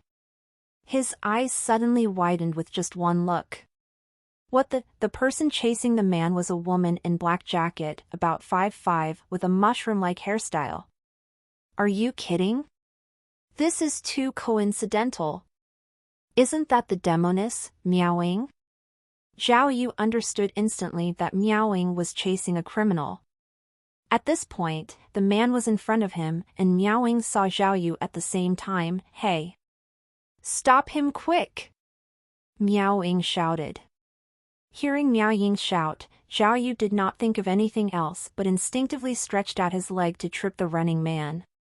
As the man had been running very quickly, his whole body flew into the air after he tripped, then he fell flat on his face. The suitcase fell a few feet away from him, and the contents scattered all over. There were messy bills, some jewelry, and a few wallets. After falling down, the man quickly got up, disregarding his pain. Zhao Yu turned and wanted to catch this fella just as Miaoying arrived. Not knowing if she did it on purpose, Miaoying knocked Zhao Yu to one side with her shoulder. Stop running! Miaoying gave a flying kick, throwing the man up into the air again. He landed heavily on the ground next to some tires. The force from his fall was so great that a few large tires started to roll away. The man, bleeding at the corner of his mouth and coughing non-stop, had lost his ability to defend himself. However, Miaoying was the notorious demoness. She pulled the back collar of the man's shirt and lifted him up effortlessly. Miaoying raised her arm, about to punch the man, but Zhao Yu decided to stop her. Miaoying had obviously hurt Zhao Yu on purpose just then. How horrible was that? I helped you stop the criminal, but you hit me instead of thanking me? Zhao Yu's mind was consumed with rage. He jumped and hit his shoulder against Miao Ying, knocking her half a meter away. Making an excuse, Zhao Yu shouted at the criminal, "Stop running." After that, he gave the man a big slap on the face, causing him to spin around 3 times before landing onto the ground. Miao Ying became enraged after being hit by Zhao Yu and forcefully kicked the back of the criminal. At the same time, she used her elbow to hit Zhao Yu on the chest, almost breaking his ribs. Zhao Yu let out a shout and kicked the criminal on his chest, then he stuck out his butt forcefully, causing Miao Ying to stumble. In Zhao Yu and Miao Ying's fierce battle, the biggest victim was, without a doubt, the criminal. Every time the two raised their fists, they reflexively kicked him. After a few rounds, the man was yelling incoherently on the ground, wailing out as he curled into a ball. Miao Ying had not came alone. Once her companions arrived, they were all shocked by the strange scene. No one could figure out why they were doing this. The suspect clearly had no desire to resist, but why was Miao Ying competing with this stranger to hit the suspect? It did not take long for the investigators to realize something. Miao Ying and Zhao Yu were not trying to beat up the suspect, they were competing with each other. Fateful encounters only exist between enemies. Miao Ying and Zhao Yu stared each other down until they riled each other up, and their movements got larger and larger. Finally, Miao Ying raised her bare long leg and kicked at Zhao Yu, while Zhao Yu raised his fist and aimed at Miao Ying. Boom! Pow! Zhao Yu's fist landed on Miao Ying's shoulder, and Miao Ying's thunder kick met Zhao Yu's torso at the same time. Miao Ying took a few steps back in pain, while Zhao Yu was blown onto the ground from the momentum. Miao Ying roared and was ready to go again, but the observing investigators noticed the situation turning sour and stepped forward to stop her. Zhao Yu quickly stood up and was ready himself, but seeing the others block Miao Ying, he decided to calm himself. He patted the dust off of himself and smiled, "Miss Miao Ying, how nice of you, huh? I helped you guys catch the criminal, and you pay me back by attacking me? Are you completely shameless?" Miao Ying was enraged, but realized the situation. She calmed herself, then feigned apology. It was Mr. Zhao Yu. Sorry, I didn't recognize you. I thought you were with the criminal. The other investigators did not know Zhao Yu at all, but hearing Miao Ying's words, they realized that Zhao Yu was also a police officer. Humph. Zhao Yu huffed coldly, "I've finally experienced how it feels to be bitten by your own dog." Ah. Miao Ying did not even pause, "and I've finally experienced how it feels to have a dog take my prey." Miao Ying's reaction was so fast that Zhao Yu was surprised. Unexpectedly, not only could Miao Ying fight with her fist, but also with her mouth. "All right, little miss." Zhao Yu looked on with cold disdain, "Take your prey elsewhere." "I still have something else to do." Zhao Yu simply snapped his fingers, then turned to leave. "Mr. Zhao Yu," Miao Ying spoke neutrally as she signaled for her colleagues to handcuff the suspect. "This area is under the jurisdiction of our Riyang district. If you need my help, just say the word, okay? Then I will show my appreciation early." Zhao Yu did not even turn around. He raised his middle finger high up. "If you really need my help, then don't appear in my sight ever again." Seeing Zhao Yu act so arrogantly, Miao Ying's colleagues were all annoyed. Some even wanted to chase Zhao Yu and ask for an explanation, but they were pulled back by Miao Ying. Miao Ying watched as Zhao Yu's back gradually faded into the distance. Only when he disappeared completely did she finally cradle her shoulder in pain. Zhao Yu feigned leisure as he turned around a corner, but once he left the main street, he finally clutched at his chest. The pain was like a burning fire. "Stupid Miao Renfeng." Zhao Yu spat the other's name. She was so heavy-handed. One day if he found out some dirt on Miao Ying, he would show no mercy. Zhao Yu remembered his actual business, and quickly pulled out his phone. Much to his annoyance, Zhang Jia was already far, far away. F***CK. Shit. Jesus Christ. Zhao Yu was crazy with anger. He cursed Miaoying to death in his heart. Because of Miaoying, he had missed his grand water within Thunder Adventure last time, and now, if he had not unfortunately ran into her, he would have already caught Zhang Jia. Such a good Genkan hexagram was ruined again by Miaoring Feng. All test NOVL on novelben/.cm. Seeing Zhang Jia's location become more and more distant, Zhao Yu could not help but feel helpless. It was already too late now. If he wanted to get rid of his love rival, it looked like he would have to wait for another chance. But after he calmed down a bit, Zhao Yu suddenly pulled out a wallet from his bag. The wallet had fallen out of the culprit's bag during the scuffle. When Zhao Yu was kicked by Miaoying, his hand landed on the wallet.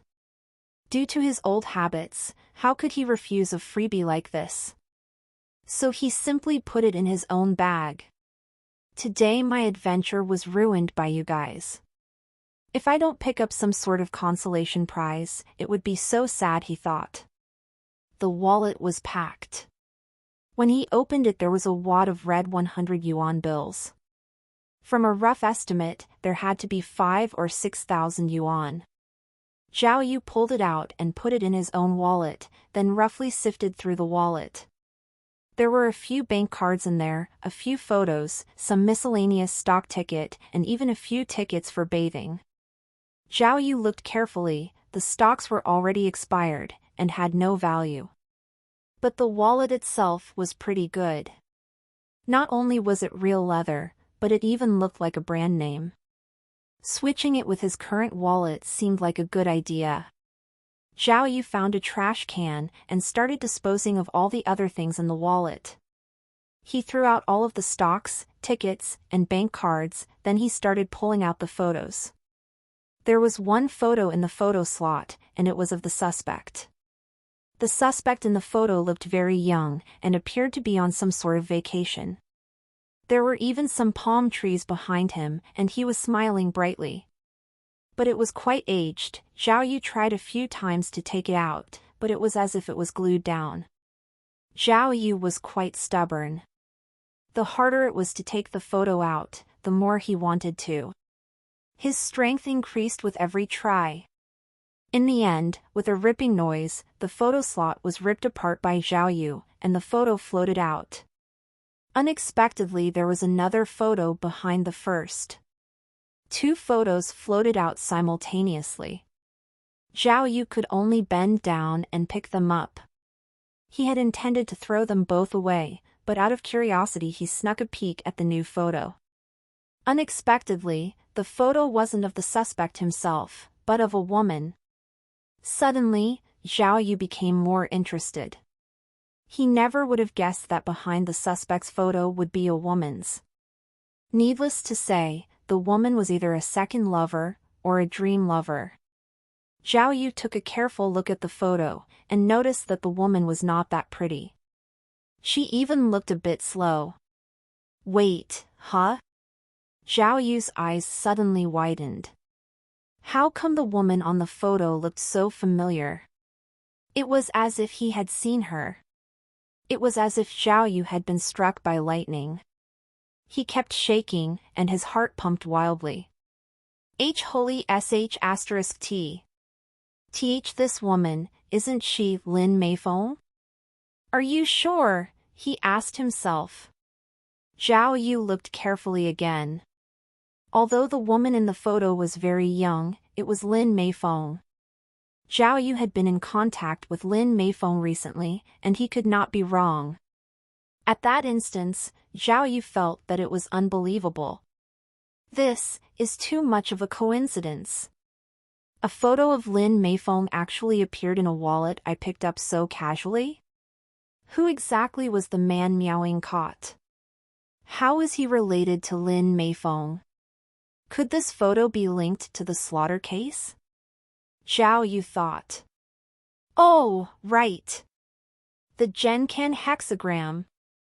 Zhao Yu suddenly remembered the miracle system. Could this photo be the main subject of the adventure that he was going to encounter today? Did the photo represented the case development? If that was the case, then the suspect that Miaoying had caught was a crucial person to his own case. Zhao Yu felt that the case was at stake and started digging in the garbage bin. He picked up the bank cards and vouchers that he had just thrown in the trash, and not a single bit of paper was spared. All of these items could be important evidence. As he suddenly found a clue to the slaughter case, Zhao Yu could not be bothered with Song Jia or his love rival anymore. He quickly brought the important wallet back to his car and called Zhang Jingfeng so he could check out the suspect. Initially, Zhang Jingfeng did not understand Zhao Yu and even joked with him, saying that he was a womanizer with love rivals everywhere. However, after Zhao Yu told him about Lin Meifeng's photo, Zhang Jingfeng was stunned. When Zhang Jingfeng and Liang Huan were in the cold case department, they had mainly worked on the Uptown slaughter case. Hearing that Zhao Yu had found an important clue, he was even more excited than Zhao Yu, and got him quickly send him the information.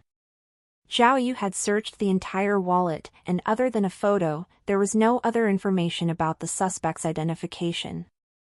There was no identification card, driver's license, membership cards, etc. Since the person's name was unknown, there was no way to check who he was. Because of his experience, Zhang Jingfeng told Zhao Yu that this clue was crucial and asked him to meet him at the police station first. Since the suspect had already been brought back to Riyang branch, he would not be able to escape. Zhao Yu felt that it made sense and quickly drove back to the police station. On the way, he called Li Beini and asked her to join in. Many hands make light work. Having one more person would definitely be useful for his investigation. When he got back to the station, it was almost time to clock out, and most of Team A's agents were out chasing the suspect of the water reservoir floating corpse case. Only Li Beini was left in the office. Zhang Jingfeng quickly made his way from the missing persons department, and the three immediately crowded around Zhao Yu's desk to analyze the case. Zhao Yu showed them the wallet and told them what had happened in detail. Zhang Jingfeng was in disbelief after listening. "Bro, your luck is really out of this world. You could pick up a clue just by picking up a wallet?" "Liang Huan and I investigated our asses off for months and we didn't even find a strand of hair." Li Beini's face was full of doubt. "Senior, why did you go to the wholesale market in Sanlitun out of the blue? To buy clothes? You're living quite well." Zhang Jingfeng had wanted to tell the truth, but Zhao Yu kept winking at him and he stopped himself. Li Beini did not probe further and was worried instead. "Although Lin Meifeng's photo appeared, that doesn't prove that this matter is linked to the slaughter case. What if that man was only Lin Meifeng's secret admirer?" "Impossible." Zhang Jingfeng rebuked her claim immediately. "Lin Meifeng is so ugly. If it were me, I would never be secretly in love with her. So, we'd better verify the man's identity first so we can investigate further." Zhao Yu pointed at the suspect's photo. "That's simple." Zhang Jingfeng smiled. "There's a bank card here, I'll check on the account's information. It shouldn't be too difficult." "Great." Zhao Yu nodded and said, "The man was caught by Miao Feng. Miaoying of Riyang branch. I know her, she's also in the key case investigation team, so I guess that man did not commit a small crime and will be in Riyang branch for some time." Read lat stchs on n/v/l/b/i.cm. If that's the case, we can also obtain fingerprints from the wallet, and we should be able to obtain more information.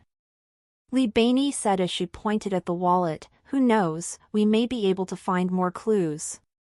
"That's right." Zhao Yu quickly nodded. "I know Hu Bin from the forensics department quite well, I'll give him a call right now." In order to verify the man's identity in the shortest possible time, Zhang Jingfeng immediately went to check on the bank card. As for Zhao Yu, he quickly got Hu Bin over to obtain fingerprints. With the help of friends, Zhao Yu felt that he was no longer alone, and he had more confidence than before. Senior, Li Beinei was curious. You said you know Miao Ying, so why don't you call and ask her directly? Wouldn't that save us the trouble? Well, Zhao Yu was embarrassed. I don't know her very well, and we had a slight disagreement during the training. Oh, the young lady was smart, I know. This woman must have had something to do with you being beaten up like a fool, right? But then again, her boyfriend was really something to be able to beat you up, really amazing. All right. Zhao Yu said sourly, let's get down to business. Beinei, now that the suspect is being detained in Ruyang branch, do you think I can go over to investigate our case? Well, Li Beinei thought about it. It's not too difficult, but it's not easy either. Why?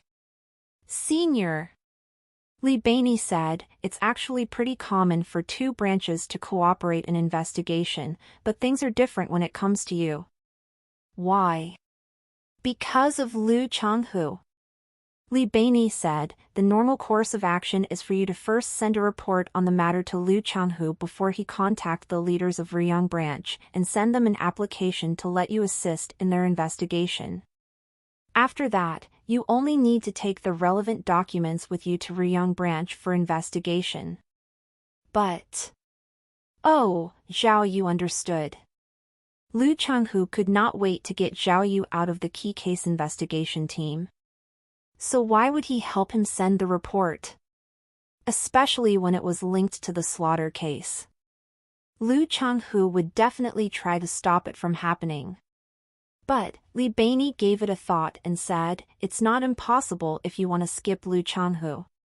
Since it's just a matter of making things convenient for us, it's not necessary that you have to go through the official channel. If you have any personal relationship with someone from Ruyang branch, I guess it would be okay to interrogate a suspect. Hearing this, Zhao Yu suddenly thought of Miao Ying and what she had said at the warehouse, Comrade Zhao Yu, if you need my help, feel free to ask for it. But these words also reminded him of his long middle finger and the burning pain in his armpit and chest. None. Zhao Yu shook his head, I don't have any connections at the Ruyang branch. Me neither. Li Beinei contemplated, I don't even have a classmate there.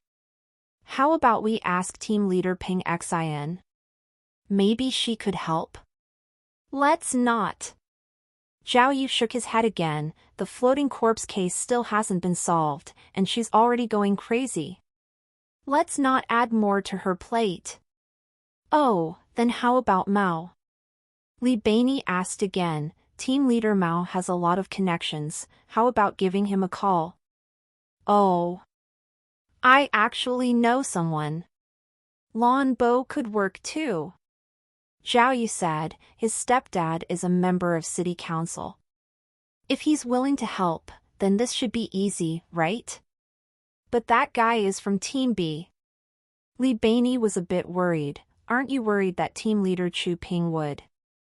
Ha! This time isn't the lost hand case. Zhao Yu thought as he spoke, I'm just investigating a regular old case this time, it's not like I'm doing anything behind anyone's back.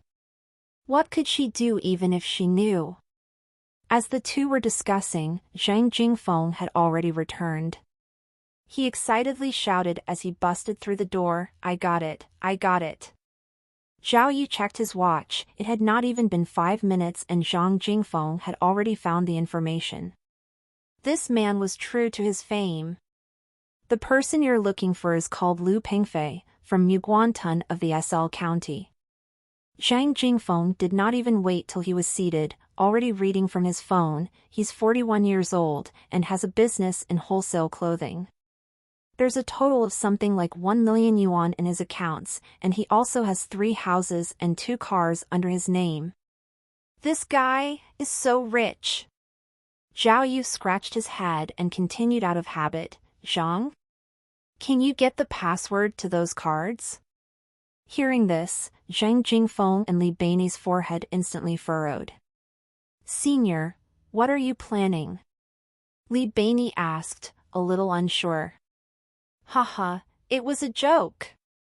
Zhao Yu realized his mistake and quickly backtracked. I thought the atmosphere was too awkward, so I made a joke. Hee hee, continue. But, this guy's record is spotty. He already went to jail a few times. Zhang Jingfeng paused, then continued, brawling, quarreling, organized gambling, no major offenses, but endless little ones. I looked at the newest report, and this guy seriously injured someone and has been endlessly investigated by the Rongyang branch office. Then, what's this guy and Lin Meifeng's relationship? Zhao Yu asked in a hurry. As of right now, it doesn't seem like they have any, but Zhang Jingfeng suddenly changed tune mysteriously, but him and Yu Zhigan were from the same hometown, they were both from Muguantan of the SL County. Oh, I knew that. Zhao Yu finally remembered that Yu Zhigan was indeed from Muguantan. Wow. That's amazing! Li Bei's eyes lit up, pictures, and the same hometown. You could say that one piece of evidence was a coincidence, but both of these things can't be a coincidence, right? But, Zhang Jingfeng continued, there isn't much on Lu Pengfei. To establish his, Yu Zhigan's, and Li Meifeng's true connection, we'll still need to investigate further. Bro! Zhang Jingfeng was very excited. From today on, I'll follow you to the grave. Even though I'm part of the missing persons department, I'll listen to your commands. My God, this is a 10-year-old case. If we can crack this, we're going to be famous. Fine, you're so loyal. Zhao Yu grinned, then patted Zhang Jingfeng on the shoulder and asked, oh right, you told me the reward is 60,000 yuan, are you for real? Ha, look at you! Zhang Jingfeng slapped Zhao Yu's shoulder, 60,000 yuan is only the reward from the city council. Later, our branch office will also have a reward. Bro, don't worry, you're the only member of the cold case department, no one would try to take your reward. I just want to support you, so you can quickly go up the ranks, hee hee. TCH. Li Bei spoke with some disdain, what is this? Not even close. We haven't even seen the criminal, and you guys are already splitting the reward. Geez, senior, she turned playfully to Zhao Yu, I don't want reward money either, or even a promotion, if you really crack this case, just remember to give me some credit. Then I can guarantee my graduation from being an intern. So this time you have my full support. Okay. No problem. Zhao Yu patted his chest to show his dedication. He felt his entire body get lighter. All right. Zhang Jingfeng promised, any information needed, just leave it to me. Give me 3 days, and I promise I'll have all of Lu Pengfei's information right in front of you. I'm going to lay him bare. Okay. Good. MMHM. Even though he felt a bit lightheaded, Zhao Yu still did not forget the important topics and asked Zhang Jingfeng, right, Zhang, do you have any connections to Rongyang branch office? I want to interrogate Lu Pengfei personally. Ha. Unexpectedly, Zhang Jingfeng started laughing, not a problem. Go look for Liang Huan. Liang Huan's wife is in the Rongyang branch office. I think she's in the drugs department, and I think she is the vice department leader. Really? Zhao Yu was first excited, then a little intimidated. Although Liang Huan's wife was the vice department leader, he had still been transferred. Zhao Yu had no support at all. If he ended up getting transferred, he would end up much worse than Liang Huan. No matter what, he had to solve this case. I'll go and give him a call right now. Zhang Jingfeng pulled out his phone, don't you worry, the slaughter case is a sore spot for me and Liang, he'll definitely help you. Zhang Jingfeng called Liang Huan right then and there. When Liang Huan heard they had found some evidence for the slaughter case, he was incredibly excited and immediately said no problem. With the okay from his wife, they could interrogate the suspect tomorrow. As soon as he hung up, Hu Bin also finished his work. He returned the wallet to Zhao Yu and said there was a total of 4 sets of working fingerprints. The samples had already been taken, and now they only had to compare it to the database. Li Beinyi immediately signed up to do the comparisons. The source of this content n/o/v/l/n. Seeing his friends using all their effort, Zhao Yu could not help but feel very appreciative. Ever since he had crossed over, even though everything had gone well, he could not help but feel a bit lonely. However, today was different. Even though he was the only member of the cold case department, with these friends, it was like he had his own team. From now on, he was no longer alone. Rejoicing, Zhao Yu took Liang Huan over and decided to treat everyone to drinks. It was almost 8 at night, and the teammates happily agreed as they were all hungry. However, everyone's mind was on the case, and they did not drink much that night. After filling their stomachs and chatting a little about the case, they all went back on their own.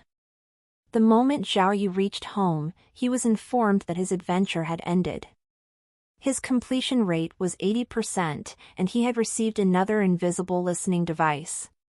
He had just used the previous listening device, so he had received this one just at the right time. Thinking back on the events of the day, Zhao Yu carefully sorted and recorded them. Genkan hexagram. The day had ended just like this. Although he had made some predictions beforehand, the way the adventure had unfolded, the results were totally beyond his expectations. He had thought that with the appearance of Can, which represented woman, he would meet Yao Jia, but he had bumped into the demoness Miaoying. Also he had thought that he would make a breakthrough on the case by following Lin Meifeng, but it turned out that he had found the clue in a stranger's wallet. Oh my, miracle system! I really have no idea how you play this game. Will the clue that I miraculously found this time really help me solve the slaughter case? Although he had had some drinks, Zhao Yu's mind was very awake. After he finished recording, he started thinking about the case again. Ever since the Lost Hand case, Zhao Yu had developed a great interest in solving crimes. Although the slaughter case was not as high profile as the Lost Hand case, it was a cold case that had not been solved for 10 years. No one had been able to find the murderer after all these years. It was no doubt a challenge trying to solve it. What if I really solve it? Prize and glory is still secondary, what's most important is deflating that bastard Liu Changhu's arrogance. I'll make him understand that I am truly an expert detective. But Zhao Yu could not help but worry, not knowing if the clue he found was useful to the slaughter case. If it was just a coincidence, then all his aspirations would just be wishful thinking, right? With this thought, Zhao Yu took out the information on the slaughter case again.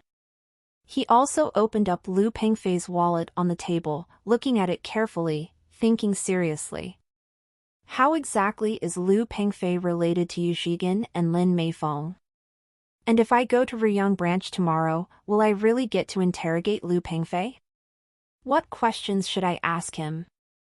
If that guy refuses to cooperate, what else can I do? Can I use force? While thinking, Zhao Yu picked up the photo again. Although Lin Meifeng looked very young in the photo, she looked pale and sorrowful, and even had an obvious bruise on her right cheek. She wore her hair in a simple bun and was wearing an ordinary white sweater. The background suggested that she was at a market. Yu Zhigan had frequently beaten Lin Meifeng. Was the bruise on her face caused by Yu Zhigan? Zhao Yu looked carefully at the photo and realized that Lin Meifeng was not looking at the camera, but at a vegetable stall somewhere. She was probably just doing some grocery shopping. This look. Zhao Yu recalled a few movie scenes. This photo seems to have been taken secretly. That means Lin Meifeng did not know that someone was taking a photo of her at the time. Then, who was this photo taken by? Liu Pengfei? Why did he secretly take a photo of Lin Meifeng? Is this linked to Yu Zhigan's death? Zhao Yu kept thinking about the case and went to bed very late. As it was already past midnight, he did another calculation. The result was exciting, it was another Genkan hexagram. However, the explanation was totally different this time: mountains and water. Mountains triumph over water, the peak comes when the boat is low, enters when there are no holes, detritus will surround.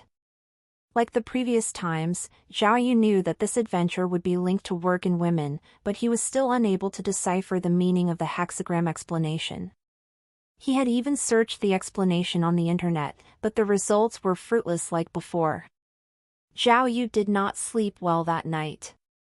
He tossed and turned, and was about to fall asleep when his alarm clock rang. He quickly got up and washed up before heading out. As he was going to Ryung Branch today, he had specially put on his police uniform, changing his entire disposition. He looked like a brave detective who was impartial and selfless. After a quick breakfast at a roadside stall, he took the car from the police station and went straight to Ryung Branch with the documents. On the way there, he received Li Bainey's comparison report, which showed that out of the 4 fingerprints on the wallet, 3 had results. Other than Liu Pengfei, the other 2 were also frequent visitors of the police station. They were likely to be Liu Pengfei's buddies, however, these 2 men had only gotten to know Liu Pengfei in recent years, so they probably would not be linked to the slaughter case, which happened 10 years ago. Zhao Yu agreed, so he told Li Bainey to put that clue aside for now. Ryung District and Rongyang District were at opposite ends of the city. Zhao Yu drove for an hour before he arrived. Due to limited space, Ryung Branch was almost half the size of Rongyang District. As it was office hours when Zhao Yu arrived, there were many people at the entrance of the police station, and it seemed a little crowded. The night before, Liang Huan had communicated with his wife and told Zhao Yu to give her a call when he arrived. "Sis-in-law, I'm Zhao Yu, has Bro Liang told you? I've already reached your unit." Zhao Yu explicitly stated his purpose. "Oh, it's you, Zhao." The phone was a little noisy. "Yes, Liang Huan has told me about you, and I've already made arrangements. You can go straight to the key case investigation team and look for Captain Miaoying. I've already informed her, LL News Tirais at N0V/LBI/.cm. When he heard the 2 words Miaoying, Zhao Yu only felt a tremor in his head. Oh my goodness! Here comes what I fear. Why does it have to be her? This demoness is really something, she's already a captain at such a young age, he thought. "Sis, oh no, sis-in-law." Zhao Yu stuttered, "Is there anyone else I can go to besides Miaoying?" "What?" Liang Huan's wife did not understand him and said, "Don't worry, I've already talked with her. She's the captain and the criminal is in her hands. Oh, you just need to tell her that you're from Rongyang Branch. Zhao, my kid's sick and on the drip now, I gotta hang up. Just look for me again if you need anything." She hung up before Zhao Yu could reply. Ho, Ly, thinking about meeting with that evil and scary demoness again, Zhao Yu could not even curse properly. There is a famous line on the streets, things that will come can't be avoided. When Zhao Yu finally appeared at the Rongyang Branch Key Case Investigation Unit office, team leader Miaoying was very surprised and incredibly shocked. "Wow! Mr. Zhao Yu, I'm truly impressed." Miao Ying's large jewel-like eyes were wide as she raised a thumb to praise him. "Your bravery is truly beyond my expectations."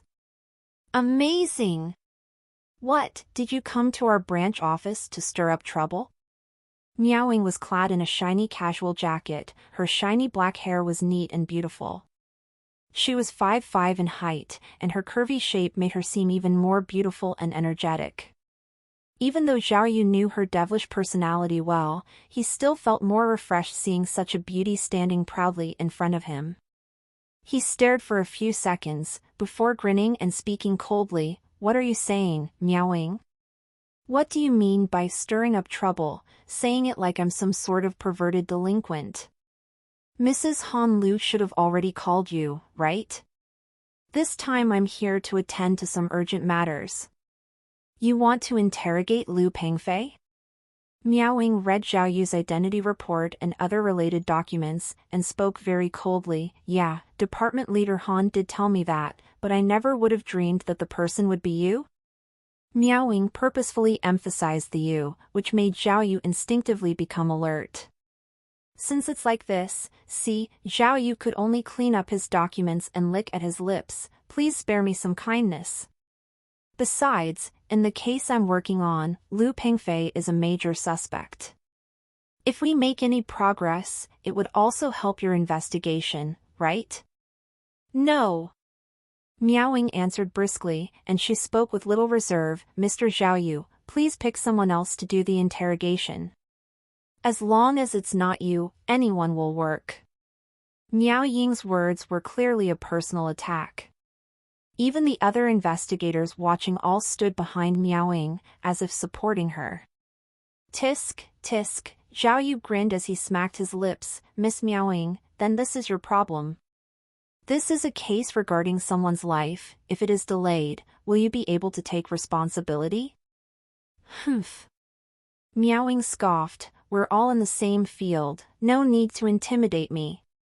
If you want to interrogate my prisoner, fine, bring the proper investigation paperwork. I promise I won't stop you then. Look at you talk. This is an emergency. Zhao Yu started negotiating. If we wait for documents, we will have missed prime time for investigation. How about this? First you let me interrogate the criminal, and I'll give you the documents later. Besides, I am at least doing this in Mrs. Han Lu's name, so you should be a little lenient, right? I can explain to Department Leader Han. Miao Ying spoke loudly. Without official documents, even if it's the branch leader's order, I still can't do it. So, Mr. Zhao Yu, please go back. Miao Ying's words caused the watching investigators to laugh. Oi, you? Zhao Yu was instantly enraged, and cursed Miao Ying in his heart. But to achieve his goal, he subdued his anger and continued his smooth talking. Team Leader Miao. How about this? You can set the rules, and I can work around it. Tell me, what do I have to do so that you'll let me interrogate the criminal? Nothing, I won't do it no matter what. Miao Ying laughed coldly. As long as you're Zhao Yu, there's no negotiation. You fucker. Zhao Yu could not take it anymore and yelled out in anger. Miao Renfeng, don't go too far. Always leave a way out for yourself. Qingshan isn't that big, you never know when you'll need my help. What you're doing is against the code of honor. Find the new ST ovals on n/velbin.com. Don't talk like we're in the street to me. I'm the squad leader of the mobile squad. I will always do things by the book, by the rules. Miao Yang spoke with finality. Zhao Yu shook his head. He never expected Miao Ying to be so stubborn.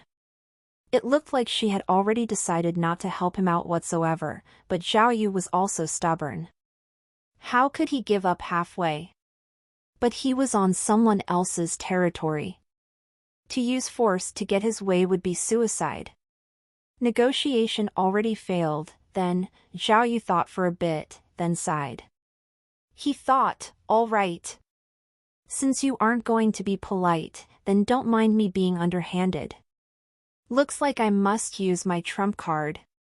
Zhao Yu suddenly laughed out loud, surprising all the investigators. Muahaha, Zhao Yu pointed at Miao Ying with his pinky. Miao Renfeng, I thought you were some ace among women, or an honorable hero. Turns out you're just a coward. Humph? What do you mean? Hearing this, Miao Ying immediately started rolling up her sleeves. Her team members started cracking their knuckles, ready to attack. Ahahaha, Zhao Yu looked like he was picking his nose. His pinky waved quickly as he laughed shamelessly. Did you forget what you said at the police academy? Fight on sight. Bah. If you dare, come. Huh? Miao Ying's eyebrows immediately flicked up.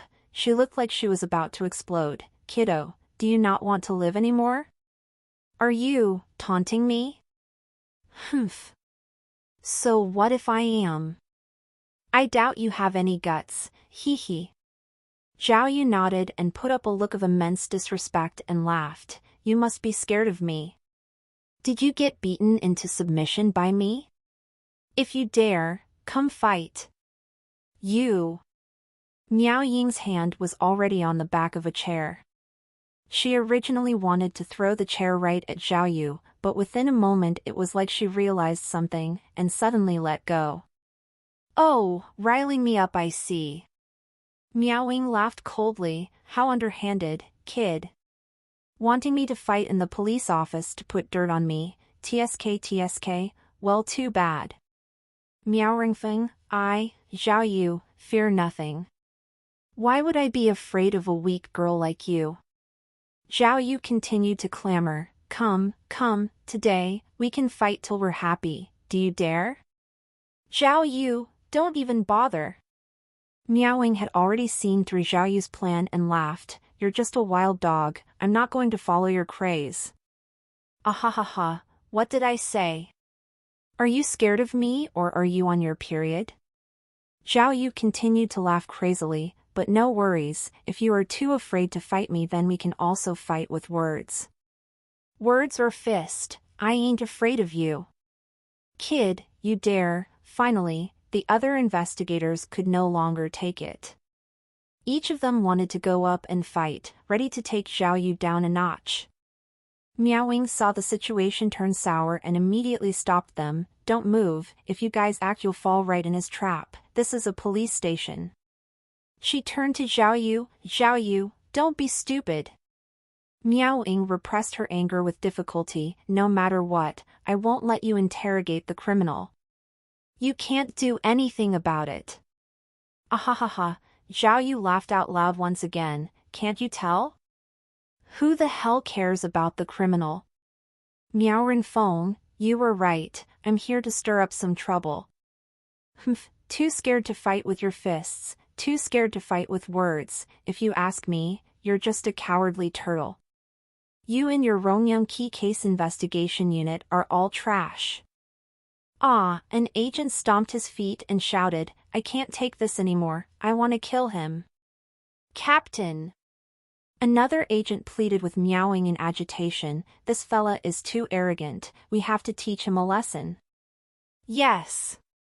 Yet another agent added in, let's bash him up together and then sue him for slander, what do you think? I really can't take it anymore. The agents were all gnawing their teeth and stomping furiously. Miao Ying was clenched her fists and could not wait to beat Zhao Yu up, but she was a captain and felt suspicious after seeing Zhao Yu's arrogant behavior. Zhao Yu could have come prepared with either a surveillance camera or a listening device. If she beat him up, it might cause trouble for herself. But Zhao Yu had called her a coward and her investigation team garbage, how could she take this lying down? In the end, Miao Ying pounded her fist on the office desk. The items on it jumped up more than a foot before falling. With this, the agents who were previously agitated suddenly quieted down and did not even dare to breathe too loudly. Everyone knew that the consequences were grave when Miao Rinfeng got angry. Zhao Yu! Don't go too far! Miao Ying said fiercely, I'll show you how you're gonna die today. Tell me, how do you want to compete? Fighting or civilized? Waha, seeing that his trick was working, Zhao Yu let out a laugh, this is how a heroine should behave. Fighting is simple, we just have to find somewhere spacious to have a duel until there's a winner. Win and you are king, lose and you are the outcast. Life and death, rich or poor, it's all destiny. How about the civil way? Miao Ying asked again. The civil way is a little complicated. There are many ways, such as betting, imitating, and meat eating. Zhao Yu started to impart his knowledge of the underground world again, I think I don't have to explain betting. Imitating means I do an action and you follow. If you can do the same, then you win. What nonsensical stuff is this? Meowing frowned. If you take off your pants and pee, I have to do the same?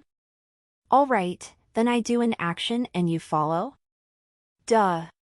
Zhao Yu yelled, you're a professional. If you do a 720 degrees backflip, wouldn't I have to die also? Then how should we compete? We can also compete by using our chests to smash rocks, lie on a nail bed, drill a hole through our palms. Zhao Yu saw Meowing cross her arms with a disgusted look on her face, or meat eating. Like goldfish in the fish tank, toads in the pond, and mice in the holes. We eat them alive. Whoever eats them will win. Hearing Zhao Yu's words, the agents felt slight nausea and looked disgusted. Can you say something human? Meowing glared with fury, you're simply insane. How about I call the mental hospital?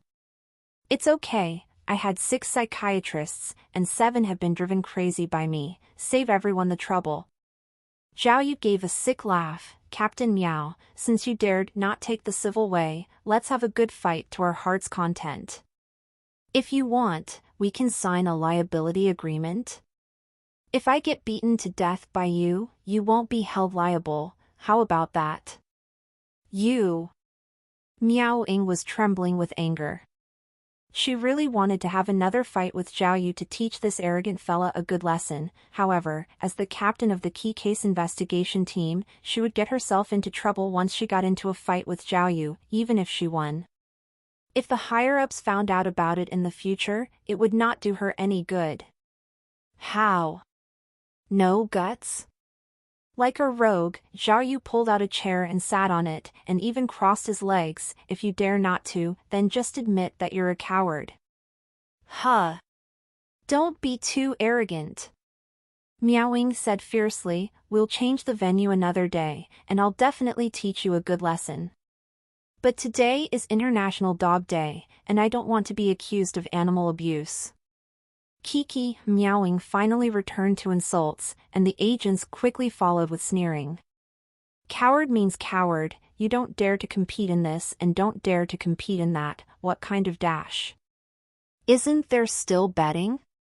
Meowing cut Zhao Yu off as her eyes blazed. Betting? Zhao Yu pretended to look hesitant and laughed nervously. Okay, what do you want to bet on?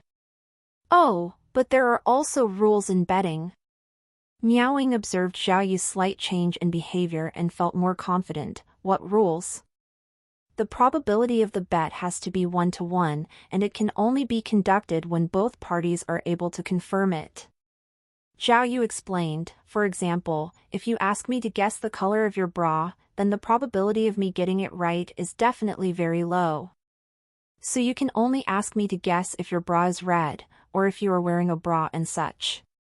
In short, I must have a 50% chance of getting it right. That's called fair and just. Following Zhao Yu's words, all of the male agents present unconsciously gazed at Meowing's chest. Meowing blushed at once and tightened up her jacket. Big or small, using dice, picking out poker cards, as long as the probability is 1-to-1, we can bet on anything. But one must always honor the bet, and both parties must agree on the bet. Zhao Yu said again, other than this, there's another rule, there must be a distinction between host and guest. Host and guest? Since I'm at your place, I'm the guest, so I have to be the one proposing the bet. We will proceed if all of you agree, if not, we will not continue. Meowing gave it a thought. Since both parties had to agree to the bet, why not just hear what he wanted to bet on? All right, you have the say. What do you want to bet on? What happens if you lose, and what happens if you win? Zhao Yu pretended to ponder, how about we bet on mobile phone signal? What? Zhao Yu's suggestion surprised everyone as they were unable to keep up with Zhao Yu's thinking. It's like this. Zhao Yu took out his phone and said, I know Qigong. When I exert my energy, the signal in your entire police station will be blocked by me.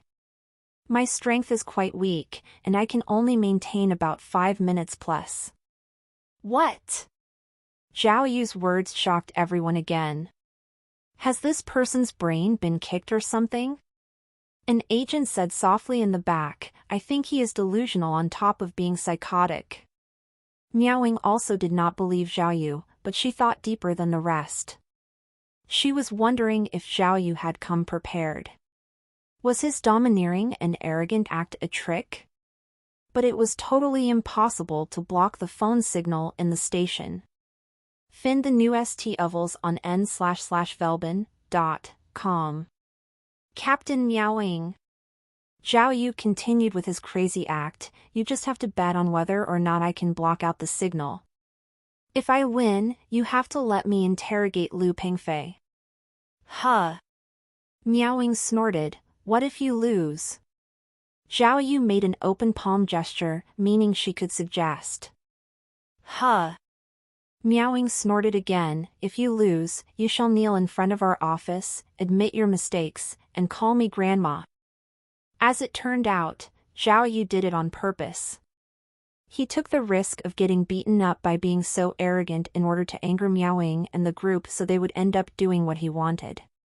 He knew from the start that even if he battled Miaoying to the death today, it would only worsen the situation. He would never achieve his goal of interrogating the criminal that way. Thus, the only thing he could do was to use an extreme method. Maybe then he would have a chance. He had planned out the bet early on and lured Miaoying into his trap. Unexpectedly, Miaoying took the bait. Of course, if he did not have the items from the miracle system, Zhao Yu would not have been this confident. He knew the effects of the items by the heart. After thinking for a bit, he finally came up with a solution in a hurry and created this bet. He had the invisible signal jammer. The introduction said the jammer's effective range was about 100 meters, so using it to block the entire police station was more than enough. The item left no traces and was undetectable. Even if Miaoying used her imagination, there would be no way she would figure out how he did it. Okay. Promise. Zhao Yu was already waiting for Miaoying's agreement and spoke immediately, then you guys better sit tight and watch carefully, I'm going to start now.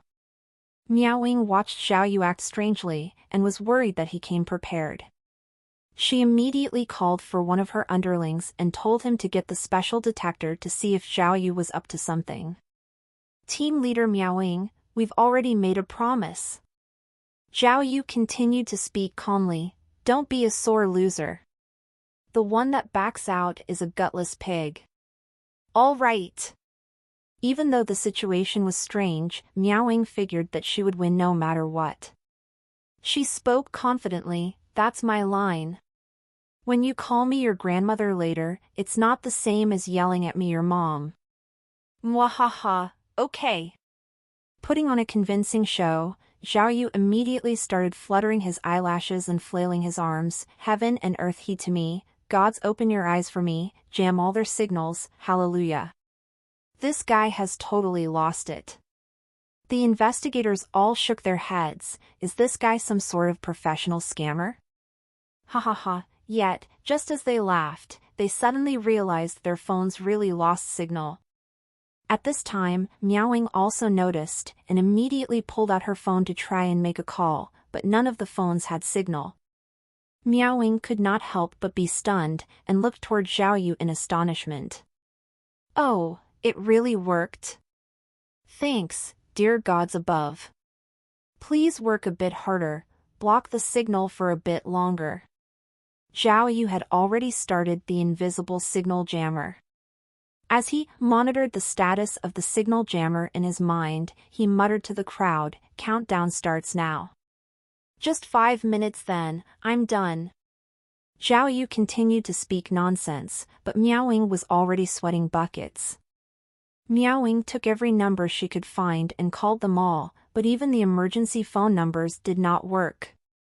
The other investigators were all stunned, and their agitation ran wild. Some of them even went to other departments and other buildings, but the entire building's phone signal was blocked. And not just the phone signal, but even the wireless signal as well. Considering that they were in a police station, their cell phones had a special signal connection. Their signal was not only strong, but very broad. Regular jammers would not have any effect, but after Zhao Yu's chanting, the signal had been mysteriously jammed. How could it be? The investigator hurriedly used the signal detector, but after using the detector, they were even more stunned. Team leader! There's no signal interference or scrambling. There's no trace of any sort of intrusion. The investigator with the detector looked at Zhao Yu stunned. This is completely insane. How could it be? Miao Wing had never seen something so strange. Even though she was not a professional in this field, she knew that this had never happened before. Team leader Miao Wing. Zhao Yu muttered and squinted at her. It's been almost 5 minutes. Get ready. Hallelujah. Zhao Yu's taunting words riled up Miao Wing. Her eyes were filled with danger. She took a stride forward and pushed Zhao Yu. Zhao Yu did not expect the sudden assault and fell back into the rolling chair and spun out of control a few times. Apparently, Miao Wing really thought that Zhao Yu's words had really blocked the signal. When she saw Zhao Yu stop chanting, she immediately opened her phone to check, but the signal was still blocked. There was no change at all. Oi. When Zhao Yu stopped spinning, he looked up from the rolling chair. Are you playing underhanded tricks now? Good thing I have some loyal gods to help me. Even if you kill me, there's still no use. Ah. Miao Wing was truly enraged. With another step and the raise of her leg, she kicked at Zhao Yu's face. This time, Zhao Yu was prepared and slid smoothly off of the chair. Miao Ying's leg kicked straight at the back of the rolling chair, and the heavy chair flew back like a bullet and slammed straight into the wall. All of the rewards and diplomas on the wall started fluttering from the heavy hit. Some of the glass panels fell to the floor and shattered. When the investigators saw their boss move, they all moved and crowded around Zhao Yu. Some people could not wait to give Zhao Yu a beating. Some of the sneakier investigators even blocked the cameras and locked the door to the office. It seemed that they wanted to beat Zhao Yu to his death. But just as the battle was about to start, something surprising happened. Faced with the dangerous situation, Zhao Yu seemed strangely calm. He laughed as he raised his hands and walked confidently to the center of the office. Everyone! He showed a face of bravery and even gestured towards his own face. Come. If you dare, just beat me to death. If I return a hit, call me a coward. Zhao Yu held his hands flat, tilted his head, and laughed deviously. Although he looked annoying, the agents felt uncomfortable. If Zhao Yu acted obnoxiously, they would beta him up without any hesitation. But Zhao Yu had put up a defeatist attitude, which made everyone confused and hesitant. The feeling in the room was similar to the climax of a basketball game where the opponent's defenders suddenly moved to the side. The lack of self-confidence made it difficult to shoot the ball into the net. There was a name for this in the streets: retreat in order to advance, fight fire with fire. Zhao Yu was aware that he was facing many agents who were full of vigor, and also Miao Wing who had extraordinary fighting abilities. If he got into a fight with them, there would be no chance of him winning. Knowing this, he decided to surrender and let them hit him whichever way they liked. He would simply not strike back. That way the person beating him up would feel bored and feel like their punches had no effect. That was how the agents felt. One punched Zhao Yu's back, and Zhao Yu staggered back a few steps but did not make a sound. Soon, another agent kicked Zhao Yu, which he did not react to either, but maintained his evil smile. Finally, when the third person held up a chair to bring down on Zhao Yu's head, Miao Wing quickly shouted and stopped them. Miao Wing was a team captain, after all. If others found out that she led her whole team to beat up an officer from another branch, there would be no way she could explain herself. Moreover, she was alerted that Zhao Yu was not fighting back. She had a feeling that Zhao Yu had come prepared. If he had brought some form of surveillance camera or listening device, the situation would very much be to their disadvantage. Stop falling into Zhao Yu's trap. So everyone, do you still want to hit me? Zhao Yu asked calmly, then pointed to his watch. Captain Miao, 5 minutes have passed, lost the bet. Miao Wing looked at the time on her phone. Not only had it been 5 minutes, but the signal had been blocked for almost 10 minutes. The system's introduction stated that the invisible signal blocker could last up to an hour, and could be stopped any time after being activated. Zhao Yu saw that the time was almost right, and quickly made a few gestures before shouting, "On," while pressing the stop button in his brain to deactivate the blocker. Some might have said it was a coincidence that Zhao Yu miraculously blocked the signal in the police station, but after he shouted "On," all of the agents' phones regained service, and they had no choice but to admit that Zhao Yu had something to do with the signal being blocked. Miao Wing knitted her brows but could not figure out how he had done it. Zhao Yu's behavior was beyond her imagination. However, she had agreed to the bet in front of so many people, so she had to admit that she lost.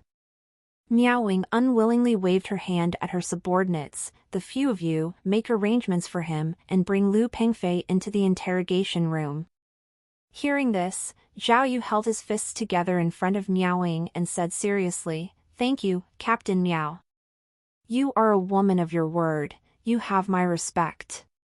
Zhao Yu's compliments sounded very sincere, and he no longer had his usual unpredictable, crazy expression. Oh, Miao Wing finally figured out something. Don't tell me, him being so weird back then was just an act? This fella had it all planned? I got tricked? Miao Wing stared straight at Zhao Yu and thought to herself, looks like I underestimated this fella. I actually got fooled by his arrogant and annoying behavior.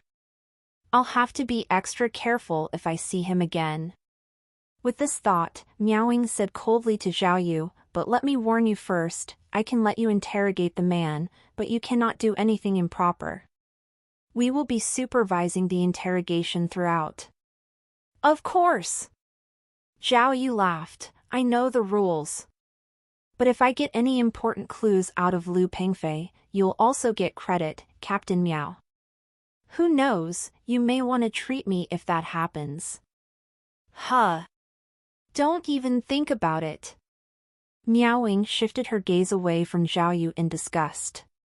The agents did not dare to defy their captain's order. Although they still scowled at Zhao Yu, they brought Lu Pengfei to the interrogation room 10 minutes later. Worried that Zhao Yu had ulterior motives, Miao Wing had 3 tall and sturdy male agents enter the interrogation room with Zhao Yu. Although they stayed under the premise of assisting Zhao Yu, the real reason was to supervise him. Since Zhao Yu had nothing to hide, he did not object to that. It was already a miracle that he could interrogate Lu Pengfei, and Zhao Yu had initially prepared some questions to ask Lu Pengfei. However, after he won the bet using the invisible signal blocker, he suddenly remembered that he had another tool. Right. I still have 5 invisible lie detectors. Although they only last 10 minutes, they can accurately detect if a person is lying, and it's 100% accurate. What's more, it's totally invisible and much more powerful than a real lie detector. Isn't it the perfect tool to use to interrogate Lu Pengfei? With this thought, Zhao Yu could not help but feel excited. If the lie detector really worked, he might find out some important clues. Unexpectedly, when Lu Pengfei was brought into the interrogation room, he appeared more agitated than Zhao Yu. He knew the face of the man who had beat him up like a madman at the wholesale market was the man in front of him. Once he saw Zhao Yu, Lu Pengfei felt burning pain in his back. Zhao Yu and Miao Wing had almost skinned him alive the day before. Now that Zhao Yu was going to interrogate him, it was sure to be bad. Lu Pengfei was handcuffed on the interrogation chair under a single glaring light. Zhao Yu sat firmly opposite of him in the interrogation chair. Under normal circumstances, as she was Zhao Yu's colleague, Miao should have given Zhao Yu Lu Pengfei's file. However, Miao hated Zhao Yu to the core. Why would she possibly have prepared documents for him? Nonetheless, Zhao Yu had the lie detector, so it did not matter that he did not have the files. After sitting down, Zhao Yu said to Lu Pengfei, "Bro, when I ask you questions, you just have to answer yes or no, understand?" Zhao Yu talked to Lu Pengfei the way a teacher talks to a student. "Remember, you have to answer fast. If you answer well, I may be able to get you out of here. If you don't answer well, you know the consequences." Hearing Zhao Yu's words, Lu Pengfei shivered and swallowed hard before nodding his head reluctantly. The agents and Miao who were monitoring them outside the interrogation room could not help but frown. Who interrogated criminals this way? What exactly was Zhao Yu doing? Zhao Yu had read through the lie detector's instructions carefully beforehand. As it turned out, even though the lie detector was 100% accurate, it could only judge very clear questions and answers, which was why he asked Lu Pengfei to only answer either yes or no. Find PT Tez on n/vln.cm.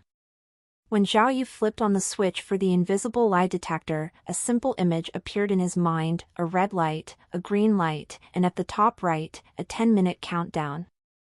The entire picture was as simple as a child's drawing. Watching the time slowly drip away, Zhao Yu hurried up and started to ask his questions. Because it was his first time, and Zhao Yu had no experience, he asked the simplest question: "Are you a male?" "Yes."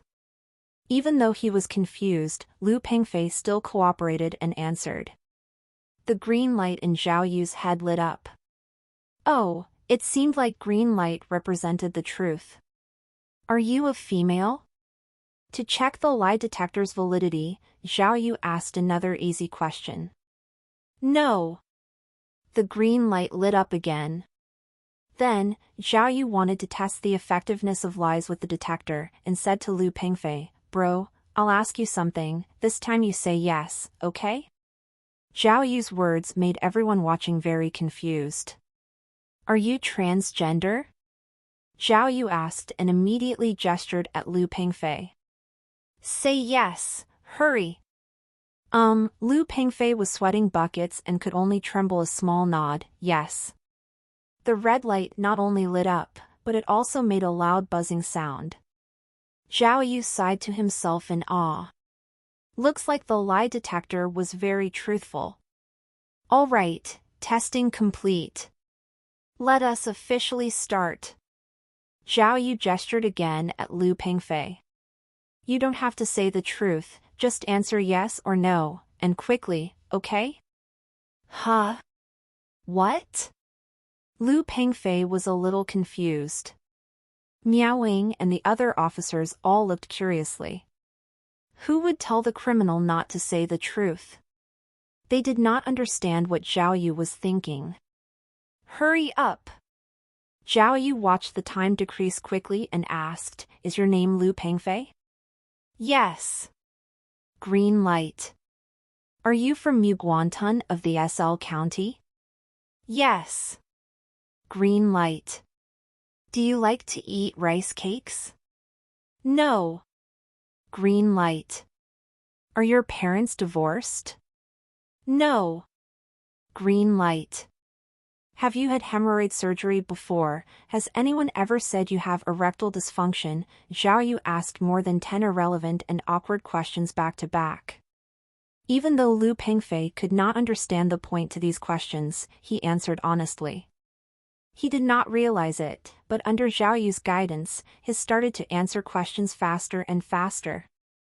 Unexpectedly, as Zhao Yu asked his questions, he changed the topic, and he asked quickly, "Do you know Yu Zhigan?" When he heard the name Yu Zhigan, Lu Pengfei noticeably paused and did not answer immediately. Zhao Yu had long been waiting for this reaction. Even without the lie detector, he already knew. It looked like Lu Pengfei indeed knew Yu Zhigan. Yes. After a 3-second pause, Lu Pengfei finally answered, but he also realized his mistake and appeared very nervous. Green light. Me and him were from the same village, we used to play together, Lu Pengfei tried to explain, but as he explained he realized he was exposing himself more. I told you, you just have to answer yes or no. No need to say anything else. Zhao Yu reminded him, but Lu Pengfei was even more nervous, and was sweating profusely. At that moment, Miao Ying, who was observing from the other room, felt shocked. Even though she did not know who Yu Zhigan was, she already instinctively felt there was something important going on. Not only that, but watching Zhao Yu's strange interrogation method was also equally interesting. Zhao Yu, what kind of person was he? Do you know Lin Meifeng? Zhao Yu continued. Lu Pengfei paused again, then answered, no. The lie detector buzzed, the red light lit.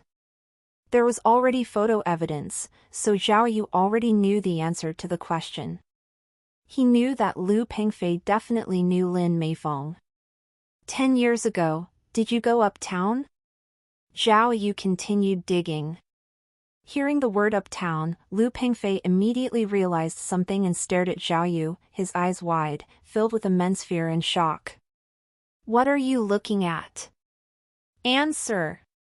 Under Zhao Yu's roar, Lu Pengfei immediately shook his head, no.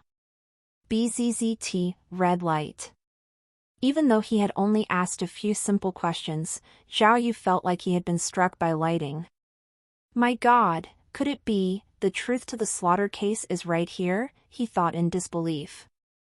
Zhao Yu pondered momentarily, then chased the main topic, the Uptown slaughter case from 10 years ago. Do you know about it? Yes. Lu Pengfei nodded and wanted to add, I've only heard of it. But before he could speak, Zhao Yu already yelled out, tell me. Did you kill Yu Zhigan? No way. Lu Pengfei's face turned pale, and he blurted out no 3 times. BZZT, red light. Wow. Holy sh**t, Zhao Yu thought. His eyes widened, and he felt a bit faint. Even though he had suspected Lu Pengfei, he had only hoped to find evidence for the slaughter case. To think that Lu Pengfei was the culprit of the slaughter case. The culprit that disappeared 10 years ago, was right in front of him. The surprise came too suddenly, and Zhao Yu was utterly unprepared. He was quiet for quite a while before realizing the lie detector's time was running out. Repressing his own shock, he continued asking, Lu Pengfei, the day you killed Yu Zhigan, was it pouring rain? No. Lu Pengfei was very nervous as he answered, Officer, what are you saying? Why are you asking all these strange questions? Yet, the red light on the lie detector was still lit. Quit the useless chatter. Zhao Yu continued, tell me, did you have an affair with Lin Meifeng? What? Lu Pengfei was very agitated, and kept rubbing the chair with his back as if no longer wanting to cooperate. Zhao Yu was equally agitated, seeing the time flow away. He suddenly jumped up, rushed toward Lu Pengfei, and grabbed his collar angrily. 3 police officers were stunned. Fearing Zhao Yu would do something drastic, they rushed forward to stop him. But just as they moved, the door to the interrogation room suddenly opened, and Miao Ying walked in as she told the 3 police officers to stop. You guys get out first. Miao Ying waved her hand, and the 3 quickly left the room. Zhao Yu watched as Miao Ying entered, originally thinking she was here to stir up trouble. Unexpectedly, Miao Ying walked in front of Lu Pengfei and stood there. When he saw these 2 demons standing in front of him, Lu Pengfei weakly swallowed, shaking like a leaf in the wind. Don't worry, Zhao Yu. Miao Ying's knuckles cracked. All the surveillance cameras have already been turned off. Miao Ying's short sentence caused Lu Pengfei to shiver. Officer, please, I'll cooperate. I'll cooperate. Zhao Yu watched Miao Ying, a little shocked, trying to figure out what she was thinking. Why is she cooperating with me? Is she trying to get me to hit the culprit, to frame me? Humph. Do you think I'm stupid? He thought. Zhao Yu let go of Lu Pengfei's collar and asked, Hurry. Did you and Lin Meifeng have an affair? No. Lu Pengfei answered, then added, Officer, I really have no idea what you're talking about. The lie detector first lit up green, then turned red. Zhao Yu realized that Lu Pengfei and Lin Meifeng did not have an affair, but when he said he did not know anything, he was lying. The culprit of the slaughter case was him. Having found the real culprit with the help of the lie detector, Zhao Yu was shocked yet relieved. Since Lu Pengfei and Lin Meifeng had not had an affair, Lin Meifeng probably had nothing to do with Yu Zhigan's death. Before, Zhao Yu had struggled with this case because of that idea. Although his instinct told him that Lin Meifeng might be linked to the slaughter case, he did not want Lin Meifeng to be the murderer. This pitiful woman had been through so much trauma, and had finally found happiness. How could he cruelly destroy her life? To be 100% sure, Zhao Yu asked Lu Pengfei one more question, were you hired or pressured by Lin Meifeng to kill Yu Zhigan? No. Lu Pengfei had wanted to say something but Zhao Yu quickly covered his mouth, afraid that the lie detector would be inaccurate if Lu Pengfei's answer was too lengthy. The green light lit up and Zhao Yu felt a sense of relief. It seemed that Lin Meifeng had nothing to do with Yu Zhigan's death after all. But, all of a sudden, a sense of doubt snuck into Zhao Yu's mind. He still felt that something was off. If Lin Meifeng had nothing to do with Lu Pengfei killing Yu Zhigan, then why did Lu Pengfei have a picture of Lin Meifeng in his wallet? Could it be that Li Bei's guess was correct? Did Lu Pengfei really secretly admire Lin Meifeng? Zhao Yu wanted to ask more, but 5 minutes passed and the lie detector stopped working. The tool column in his mind showed that the number of lie detectors had reduced by 1, there were only 4 left. These 5 lie detectors had been obtained when Zhao Yu solved the lost hand case. His adventure completion rate had surpassed 90%. Zhao Yu had not thought much of the tool then, but now it seemed that the lie detector was really powerful. With this tool, even a stubborn criminal who refused to confess would not be able to hide the truth. Lu Pengfei was sweating profusely and was totally drained. His chest moved up and down as though he was under enormous mental stress. Miao Ying was very smart. Although she did not have a lie detector, she had already figured out something just from watching the interrogation. Oh, no wonder Zhao Yu was so persistent in interrogating Lu Pengfei. Lu Pengfei is linked to another case. And it's a major murder case. With this thought, Miao Ying's dislike towards Zhao Yu suddenly softened a bit. She quickly got her subordinates to inquire about the Uptown slaughter case, and at the same time had someone to check on Zhao Yu's background. What surprised Miao Ying was that Zhao Yu had initially interrogated Lu Pengfei very actively, but he had suddenly become very quiet and started looking at the files, completely oblivious of Lu Pengfei's and Miao Ying's existence. Zhao Yu's silence made Lu Pengfei even more scared. Lu Pengfei scratched his head and craned his neck as he broke out in cold sweat. He looked nervous and stiff, fidgeting non-stop on the interrogation chair as though he were on a bed of needles. He wanted to explain to Zhao Yu that he had nothing to do with Yu Zhigan's death, but the words were stuck in his throat. He was afraid that his explanation would cause more problems. However, the silence had gone on for a few minutes and Zhao Yu still had not uttered a single word, drawing on the paper. Miao Ying glanced over a few times out of curiosity, but Zhao Yu purposely covered the paper with his hands and refused to let her see. Actually, Zhao Yu had drawn many small tortoises on the paper. The reason why Zhao Yu stopped talking was not because of any psychological tactic, but because the invisible lie detector had stopped and he did not know how to continue the interrogation. Although Zhao Yu had confirmed that Lu Pengfei was the murderer, he did not have any evidence. No fingerprints, footprints, bloodstains, DNA, etc. Without any evidence, he would not be able to get Lu Pengfei to plead guilty. The current circumstances were also to Zhao Yu's disadvantage. Miao was watching right beside him, so he could not do anything to Lu Pengfei. But it had not been easy to get the chance to interrogate Lu Pengfei, so he was unwilling to give up. What should he do? Besides using force, was there any other way to make Lu Pengfei plead guilty? There was no real evidence. Even if he interrogated him for another 3 days, he would still not admit his guilt. There really was no evidence. Feeling helpless, Zhao Yu could only start drawing tortoises on the files and think about his next move. A knocking sound came from outside the interrogation room, and an agent walked in and passed Miao some files. Miao had wanted to leave the interrogation room, but she was worried that Zhao Yu might do something extreme, so she just took the files and started looking through them in a corner far away from Zhao Yu. As the metal door closed, the air in the interrogation room became thicker. Zhao Yu continued drawing tortoises on his file while Miao looked seriously at her files. The two demons totally ignored Lu Pengfei, who was in the interrogation chair, which made Lu Pengfei feel even worse. He was restless and extremely terrified. Lu Pengfei knew about the calm before the storm. A dog that bites does not bark loudly. Would misfortune befall him later? 15 minutes later, Miao finished reading the files. Oh, she finally knew all about Zhao Yu.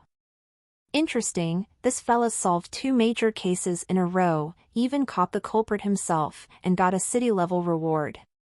He got transferred to the cold case department.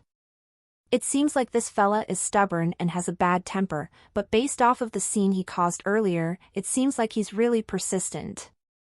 If it had been another person, he would have never put himself in such a dangerous situation just to investigate a case. This fella, Miao Ying's contempt for Zhao Yu had softened yet again. After reading through the information on the Uptown slaughter case, her eyes lit up as if she had realized something important. At the same time, Zhao Yu seemed to have thought of something as well and stopped his drawing. He pouted his lips at Miao, signaling for her to go outside with him so they could talk. Miao nodded and the two walked out of the interrogation room. Zhao Yu said to Miao, "Captain Miao, can we discuss something?" "Can I ask something?" Kiki, Miao smiled with slyness in her eyes, as if she had guessed what Zhao Yu was thinking. "Why? Are you asking me to cooperate with you and join in on your investigation?" "Ah." Zhao Yu was shocked. "This is bad. This Demonis is so smart." "That's it." After thinking for so long, she guessed what I came up with. "This is the end," he thought. Unexpectedly, just as Zhao Yu was feeling despondent, Miao smiled again and pouted her sexy lips as she said, "But I agree." As Zhao Yu and Miao left the interrogation room without a word, Lu Pengfei was filled with several different emotions: agitation, nervousness, excitement, worry, and even fear. He had originally thought that his capture had to do with the assault case from a few days back. He had thought that after he paid a fine he would go home. But when Zhao Yu suddenly mentioned Yushigan, Lin Meifeng, and Urban Uptown, he felt like he had been hit with a brick. Those words had touched his darkest secret. The interrogation room did not have a clock, so Lu Pengfei did not know the time. It felt like half a day had passed before Zhao Yu and Miao came back. Lu Pengfei had not drank anything since the interrogation started. He was dizzy and weak. Miao Ying's tense stance felt even more overwhelming as she stepped in front of Lu Pengfei. Her shiny leather shoe tapped on the ground rhythmically. "Here," Miao handed him a piece of white paper and a red pen, then lowered her voice, "Write a few words for me. Whatever I say, you write it down." Lu Pengfei knitted his brows. What did Miao mean? Miao made sure Lu Pengfei held the pen, then said, "Just write the words an eye for an eye." "Oh, officer, what do you mean?" "Why?" This was the phrase that had been written on the wall of the slaughter case in blood. Lu Pengfei was terrified by Miao Ying's request. Crack! Miao Ying clenched her fist. It emitted terrifying cracking sounds, sending a shiver down Lu Pengfei's spine. Quit the chatter and cooperate with the investigation, Miao Ying commanded. Officer! Even though Lu Pengfei was intimidated, he was still someone who knew the ins and outs of a police station. He clenched his teeth and spoke, Officer, I want my lawyer. Bam! Lu Pengfei had barely finished his words when Zhao Yu slammed his hands on the desk. The entire room shook, and Lu Pengfei nearly bit his tongue in fear. Kiddo, don't push your luck. Do you need a beating? Zhao Yu yelled like a wild beast. He already started waving his arms and aimed his fist right at Lu Pengfei. Before Lu Pengfei could even react, Miao Ying was the first to lose her cool. She immediately raised her hands to block Zhao Yu as she tried to calm him. Officer Zhao, don't get too excited, hold on. Miao Ying gestured at the double mirror with her chin. The recording hasn't finished. Wait a bit, don't end up on the tape again. All new chapters nnvbin.com. I can't, I have to. I can't wait. Zhao Yu continued to rush forward, struggling a bit against Miao Ying. Lu Pengfei watched with fear as he swallowed nervously, his heart was beating wildly. How about this? Miao Ying continued to restrain Zhao Yu as she negotiated. I'll unlock his handcuffs first. That way you can say he was attempting to escape. If you actually hurt him, what can I do? Oh, they had not planned that part. Zhao Yu could not help but wonder as he looked at Miao Ying, thinking to himself, turns out this woman is even sneakier than I am. All right, their plan had turned out to be very effective. Lu Pengfei had already been beaten up by the two demons once, and was not interested in getting involved anymore. He immediately picked up the pen and wrote down the phrase, an eye for an eye. Miao Ying immediately took another piece of paper and made him write it again. He wrote it down about 10 times. After he finished writing, Miao Ying snapped her fingers. Immediately, an investigator came in and took away the papers with Lu Pengfei's handwriting. Immediately after that, other investigators came in and started collecting Lu Pengfei's fingerprints, lip prints, and even saliva and skin samples. The investigators were very quiet and worked quickly. After they had collected all of the samples were collected, Zhao Yu and Miao Ying followed them out of the room. Once again, only Lu Pengfei was in the interrogation room. This time, Lu Pengfei had been more freaked out, as if everything that had happened just then confirmed his worst suspicion. So paranoid, he was even more nervous and agitated. He kept looking left and right, fidgeting in his spot as his mental state wavered more and more. He waited a few hours before Zhao Yu and Miao Ying came in again. They came in shoulder to shoulder, then sat down opposite Lu Pengfei. This time the two looked incredibly happy, as if something good had happened. Miao Ying flattened the documents in her hand on the table, then politely waved at Zhao Yu. Officer Zhao, you're the main interrogator, please continue. You're too polite.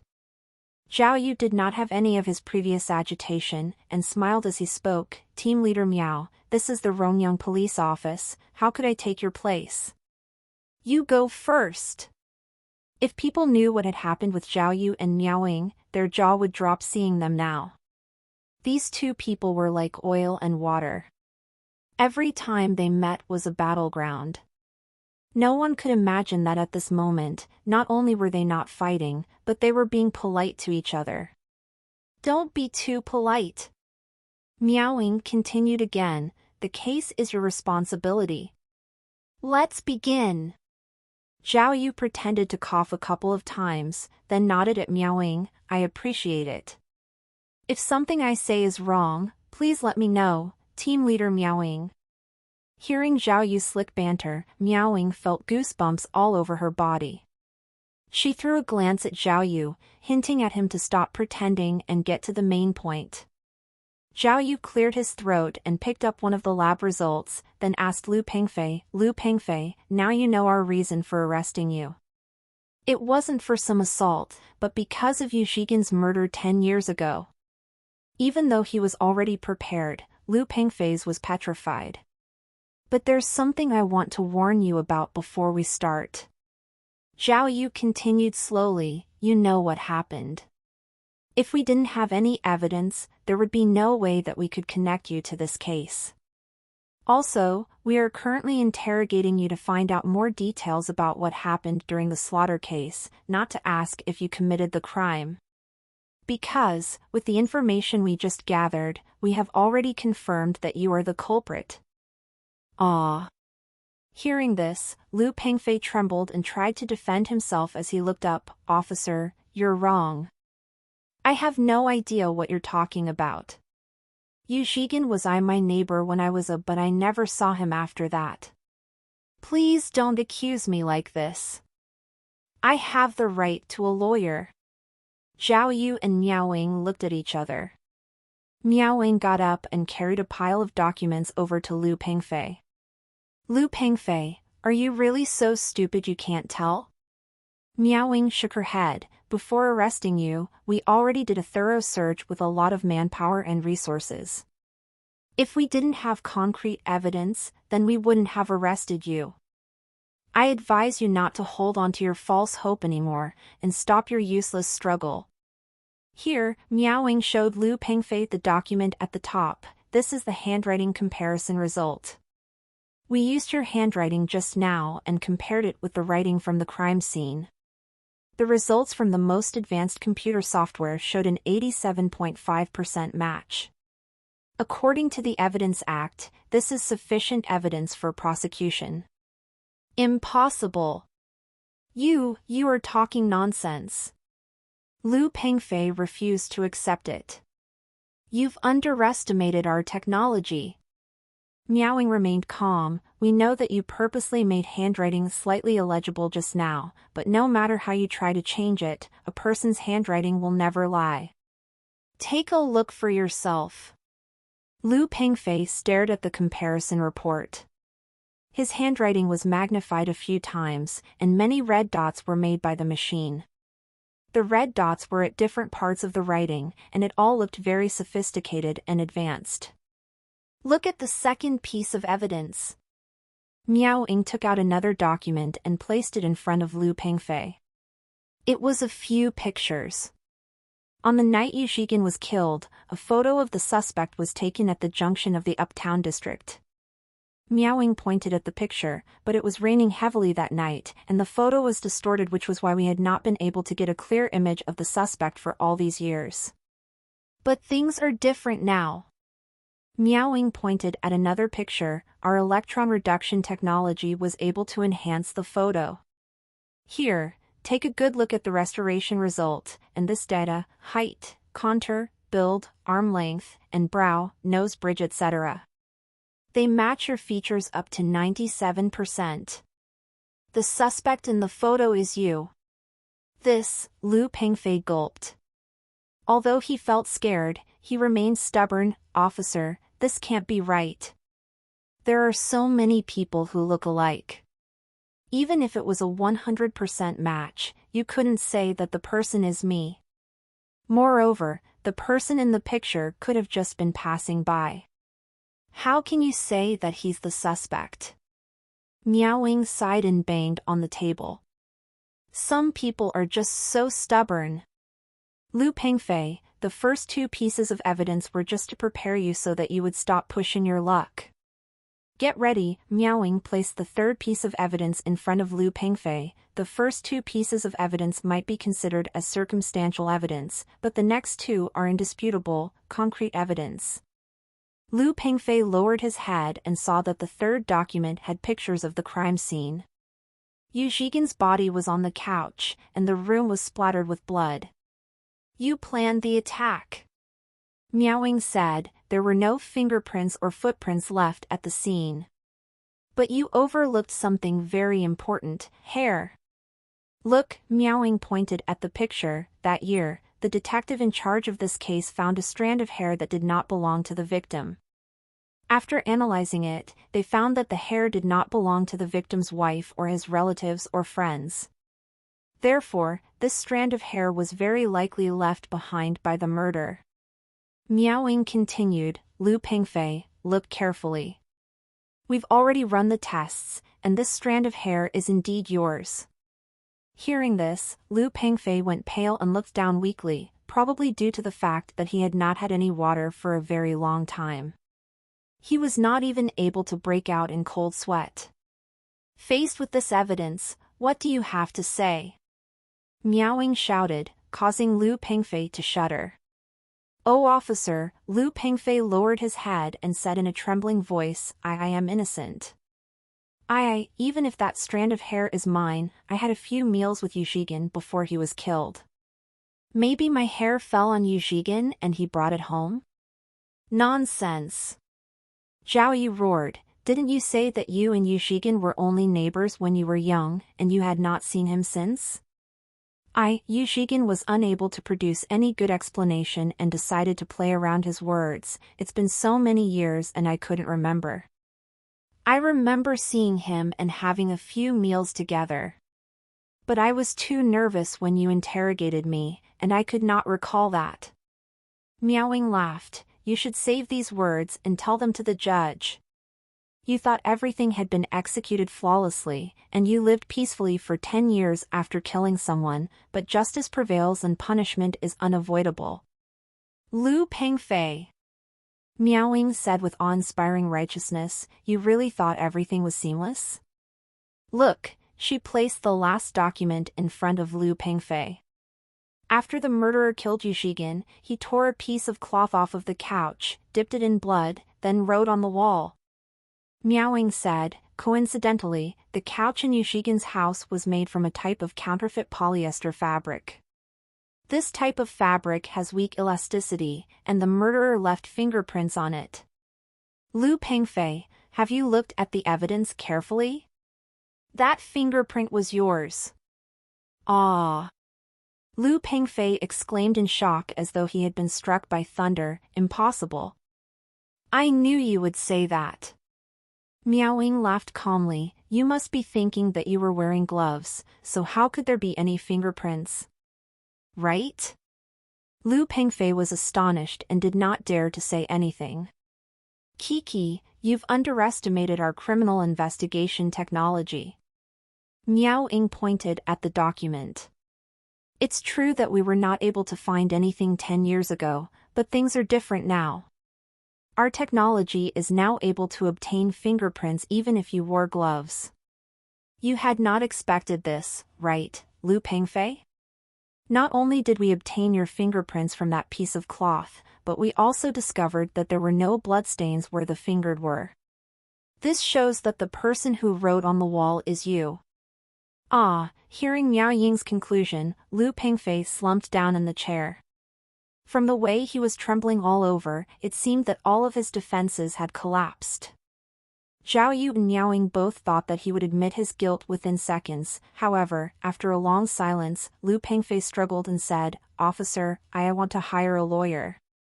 Even though Lu Pengfei still refused to confess, Miao Ying was not discouraged. She calmly returned to her own seat and continued to assault Lu Pengfei's psyche. First, she made use of the technique punishment to the liar, telling him that if he did not cooperate, the consequences would be more severe when he received his sentence.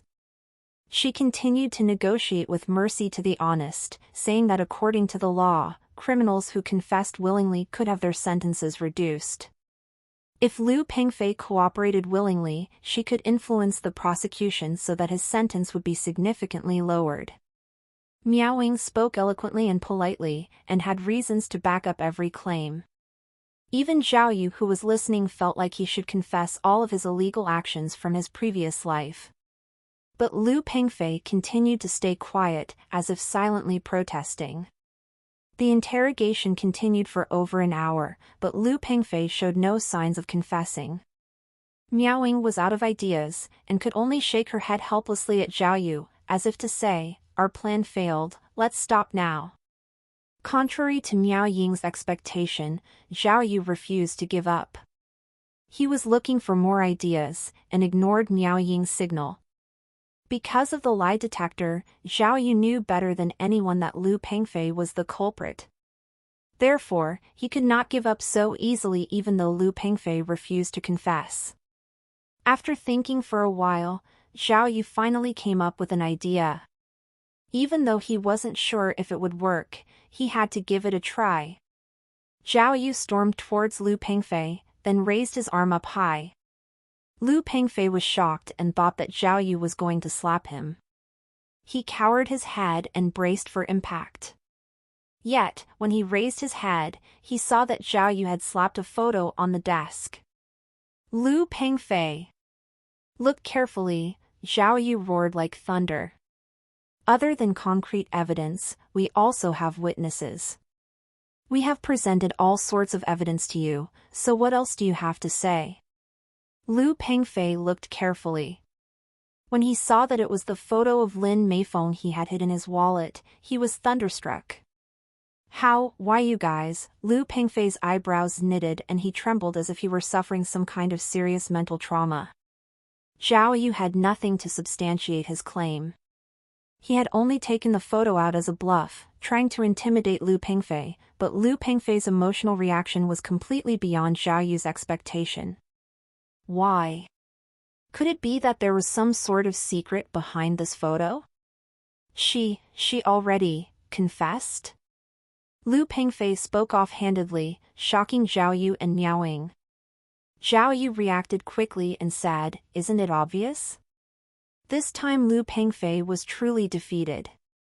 After a few minutes of silence, he finally nodded and spoke in a nearly inaudible voice, "Okay, I confess.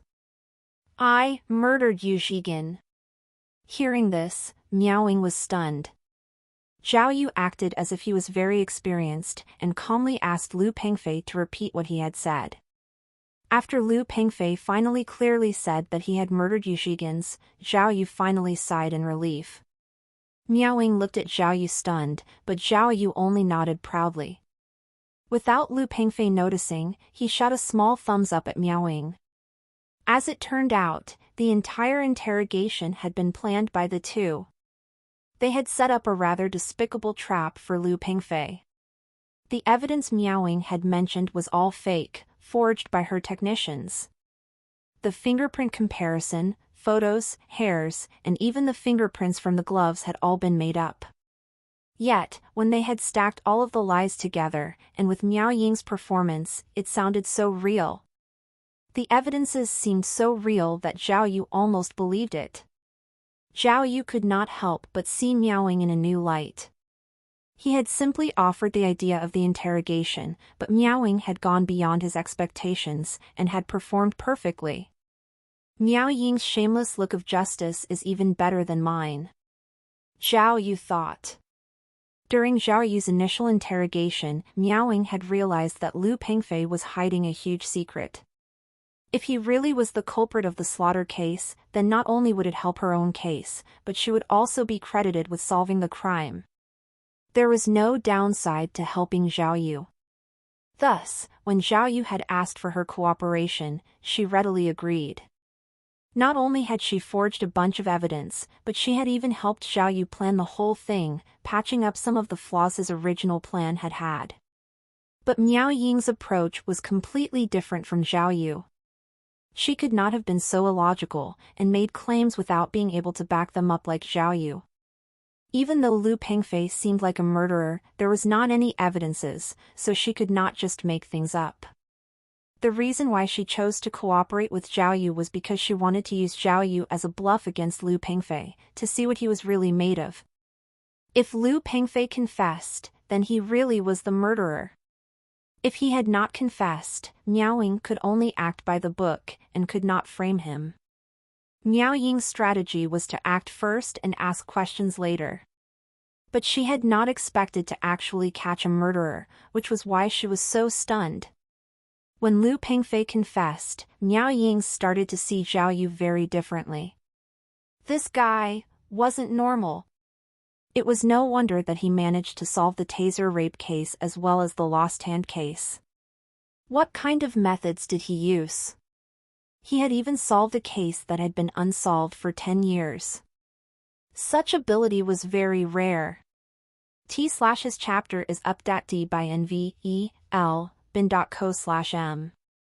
But, looking at Zhao Yu, Miaoying was also confused. Zhao Yu's eyebrows were furrowed, and he looked even more serious than before. But why? The culprit admitted to the crime. Why did he still look so worried? Yu Zhigan and I were both from Muguantan. Lu Pengfei had his head down and started to confess everything. He was 2 years younger than me. Although we went to the same elementary and middle school, I was 1 grade higher than him. When I was in my 3rd year of high school, I liked a girl named Xiao Qin from Yu Zhigan's class. After relentless effort, Xiao Qin agreed to go out with me. Xiao Qin was very pretty, and many guys had chased her before, Yu Zhigan included. But Yu Zhigan was a bastard. He failed to win Xiao Qin's heart and spread rumors about her, saying that she had slept with him before. He even said that there was a mole somewhere on Xiao Qin's back, and a birthmark somewhere else. He made it all sound so real. His lies spread like wildfire. Not only did the teachers find out about it, but even the whole village knew. Xiao Qin was thin-skinned, and she almost committed suicide. Lu Pengfei said angrily, Xiao Qin's parents resolved things with Yu Zhigan, and Yu Zhigan admitted his mistake, but the damage could not be undone. Soon after, Xiao Qin was forced to quit school, and she went somewhere else to look for work. Initially, things were great for Xiao Qin and me, and I was not affected by the rumors, but, my parents, they were against us being together. I had secretly gone out to find Xiao Qin, but my dad dragged me back. In the end, we slowly drifted apart. After that, I heard that Xiao Qin went to the city and became a hostess. Lu Pengfei gritted his teeth. If it weren't for that bastard Yu Zhigan, Xiao Qin would never have become a hostess. She would have been with me. It was Yu Zhigan who destroyed our happiness. He deserved to die. Oh. Miaoying was slightly startled. So, this was your motive for killing him? But, Miaoying had wanted to ask Lu Pengfei why had he taken action after many years, but she quickly swallowed her words because Lu Pengfei had been trapped into making a confession, and the trap would be exposed if she asked that. Luckily Lu Pengfei was immersed in his own memories and did not notice anything unusual. He continued, on the day of the murder, I had indeed made preparations beforehand. Lu Pengfei seemed to have been relieved of a huge burden and started to talk louder. It was raining heavily that day, so I was wearing a raincoat. Normally no one would have noticed me. I used the key I had prepared to open the door and sneaked into Yu Zhigan's house. In order not to leave any footprints, I even wore shoe covers. After entering, I saw a passed-out drunk Yu Zhigan lying on the couch. The television was on and the volume was very loud. I did not know if he had seen me, so I went to stab him with a knife straight away. I was also very scared, and I didn't know where I had stabbed. It could have been in the head, or maybe the shoulders, but I stabbed him for a long time until I couldn't hold the knife properly anymore. To distract the police, I tore a piece of cloth from the couch and wrote those words on the wall using Yu Zhigan's blood. After that, I closed the door and quickly left the place. The man captured by the surveillance camera was indeed me. I was wearing that raincoat. Hearing this, Miaoying took another glance at Zhao Yu, but he was still frowning and seemed to be thinking about something important. Officers, Lu Pengfei said, I've already been mentally prepared for today. I knew that I would be arrested someday, but I had not expected that it would come so late, nearly 10 years late. I've lived these 10 years as if every day were my last, thus I was more daring than others, and more willing to spend money on investments. My business grew bigger and bigger as a result. I have been to the police station numerous times, but I was released every time. This is heaven's will. Just when I thought I was lucky and would never be found, I ended up being caught. As the saying goes, if you don't want people to know what you do, don't do it. All right. Zhao Yu closed his notebook, stood up, and said to Miao Wing, Captain Miao, since we've discovered the truth behind the slaughter case, could I trouble you to settle the subsequent arrangements? I have to get back to the station to report this. Officer Zhao, what do you mean by that? Miao Wing shook her head and said, we're only halfway through the interrogation, how can you leave? Halfway? Zhao Yu had some more questions, but Miao Wing kept signaling with her eyes for him to stop, and he had no choice but to sit down again. Phi DDEU up TS on NOV/E/LN.com. Lu Pengfei. Miao Wing turned to Lu Pengfei and laughed, stop dilly-dallying, let's continue. Officer Zhao's case has been settled, but what about my Sanlitun murder? Are you ready to reveal the truth? Ah. Zhao Yu was shocked and did not understand Miao Ying's intentions. Why had she brought up a murder case from Sanlitun out of the blue? 10 years ago, also on a stormy night, Miao Ying said, Lu Pengfei's wife, Jian Wenli, was murdered on her own bed. Like the slaughter case, this case is also an unsolved case for Riyang branch. Ah. Zhao Yu was shocked again. He had not expected Lu Pengfei to be linked to another murder. At that instant, Zhao Yu finally understood something. Miao Wing had gone all out to help him because she had other purpose. This woman was really smart. Lu Pengfei, we've already said what we have to say, so you can stop beating around the bush. Miao Wing advised him, first, Yu Shigen was killed, then in the course of 1 month, your wife died in your house. Lin Meifeng lost her husband, and you lost your wife. Don't lie and say that there's no connection.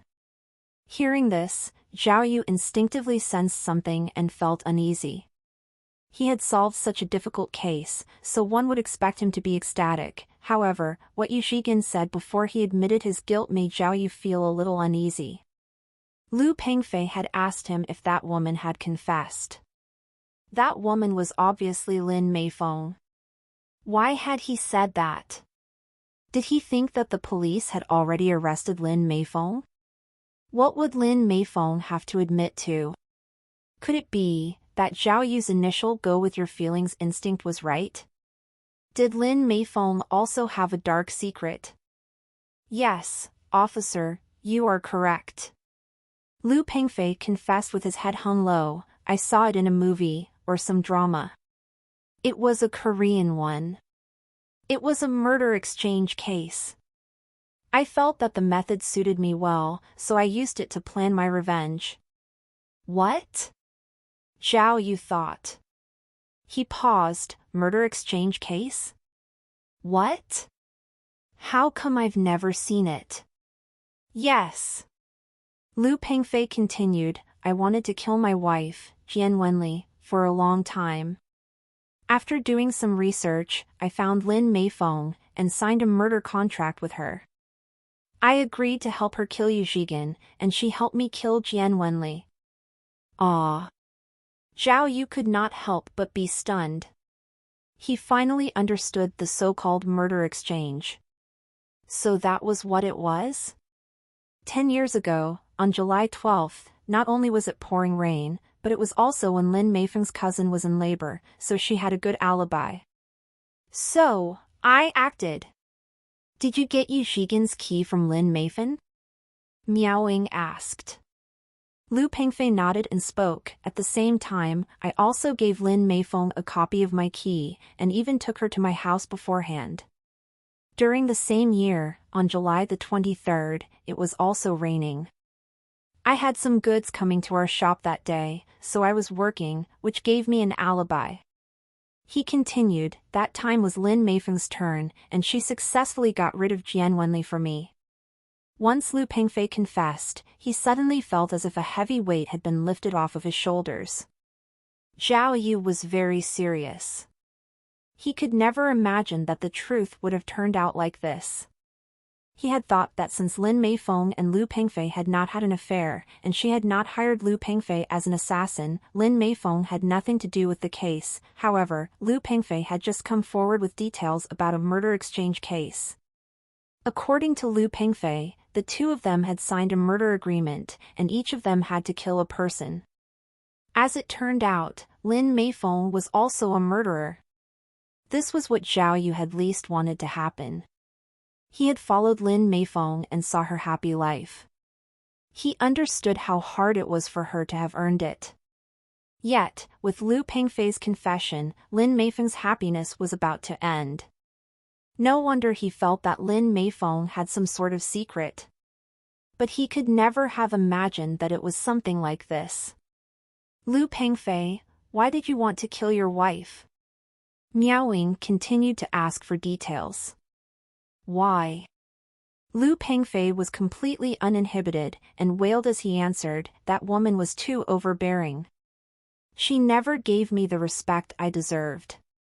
It's true I lived in her house and lived on her salary, but I wasn't some trophy husband. He continued, yes.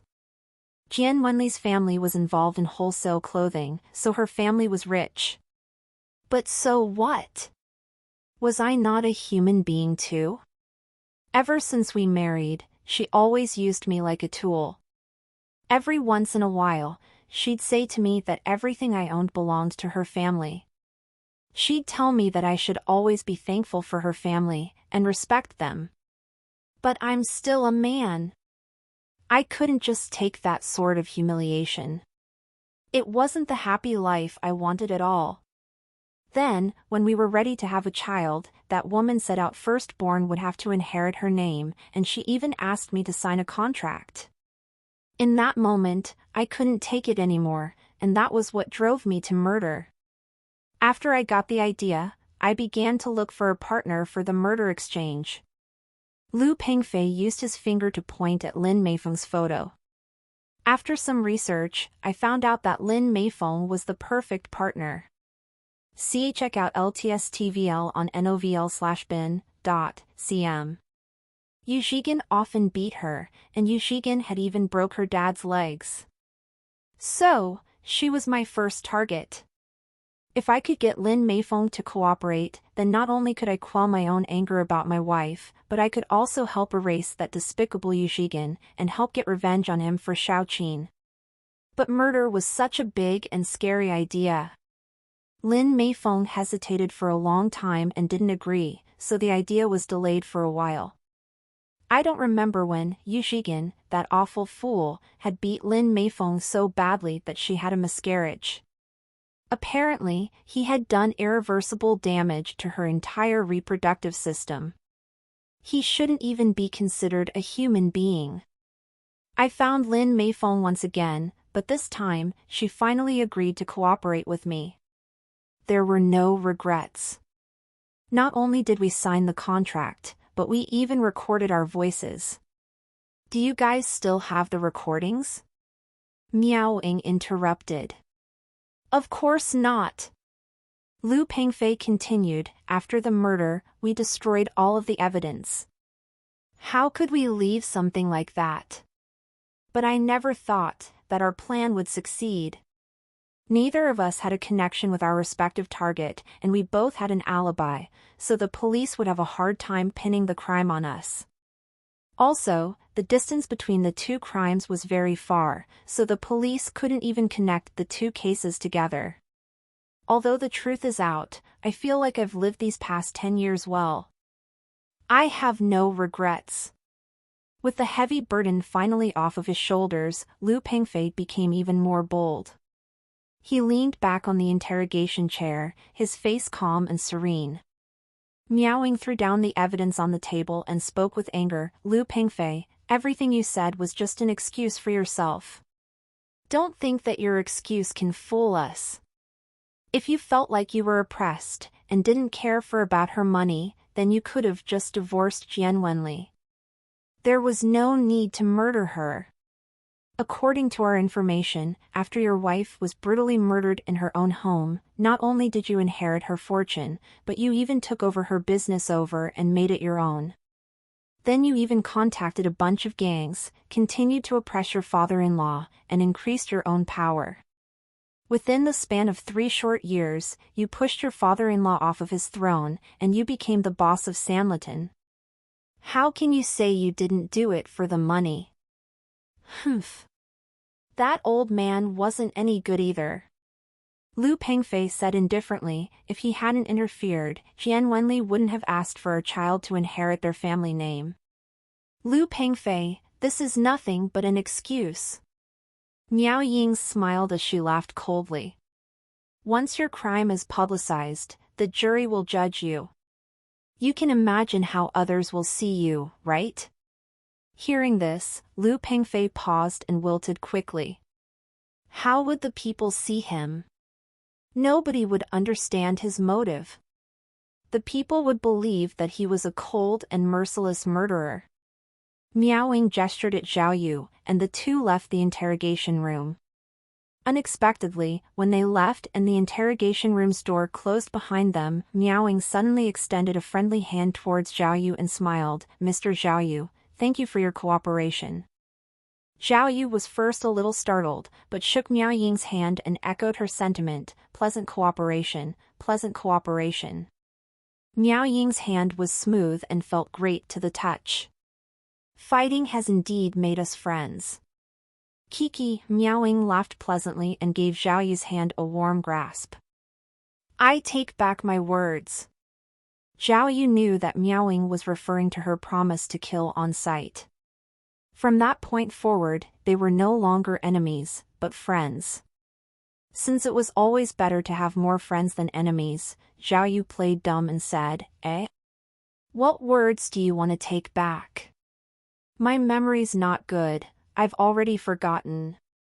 Miao Ying laughed again and said seriously, if that's the case, I'll get straight to the point. Since we interrogated the suspect at Ryong Branch, I hope our branch will be overseeing the murder exchange case. Don't worry, I will quickly report the details of these 2 cases to the relevant leaders, and will also inform Ryongyang Branch. Afterwards, we will both cooperate in the case investigation. After the case is solved, be it glory or rewards, it will be the same for both sides. What do you think? Zhao Yu thought to himself, this Miao Ying is really smart, no wonder she decided to make peace with me. She had a motive behind it. Zhao Yu clearly knew that although Lu Pengfei had been caught by Miao Ying, these 2 murder cases had both been uncovered by Zhao Yu, so he should have been the overseer. However, Zhao Yu's was only concerned with the Uptown slaughter case, and that case had been solved. As for the Sanlitun murder case, he did not care one bit, so it was better to do Miao Ying a favor. Zhao Yu nodded in agreement. Sure. I'll have to trouble Captain Miao then. You're welcome. Miao Ying smiled happily, seeing that her little plan had succeeded. She said to Zhao Yu, let's exchange contact information. Later I'll send you the detailed information and real-time developments of this case. If there's nothing else, I'll go get an arrest warrant for Lin Meifeng. Hearing this, Zhao Yu hesitated for a moment. At that instant, images of Lin Meifeng sending her kid to school in the morning and of her working happily with her husband appeared before his eyes. Officer Zhao? Are you okay? Miao Ying noticed Zhao Yu's change in behavior and asked out of concern. Oh! Zhao Yu snapped back to reality and nodded his head, sure, sure. Thank you for your help. The two exchanged their contact information, and Zhao Yu politely shook Miao Ying's hand before leaving in a hurry. Outside Ryong Branch, it was already sunset. Zhao Yu had come early in the morning, but had spent the whole day there. The setting sun shone brightly on Zhao Yu's face, and he felt bedazzled. An hour later, in Ryongyang Branch Key Case Investigation Unit's captain's office, Liu Changhu was drafting a document, feeling pleased with himself.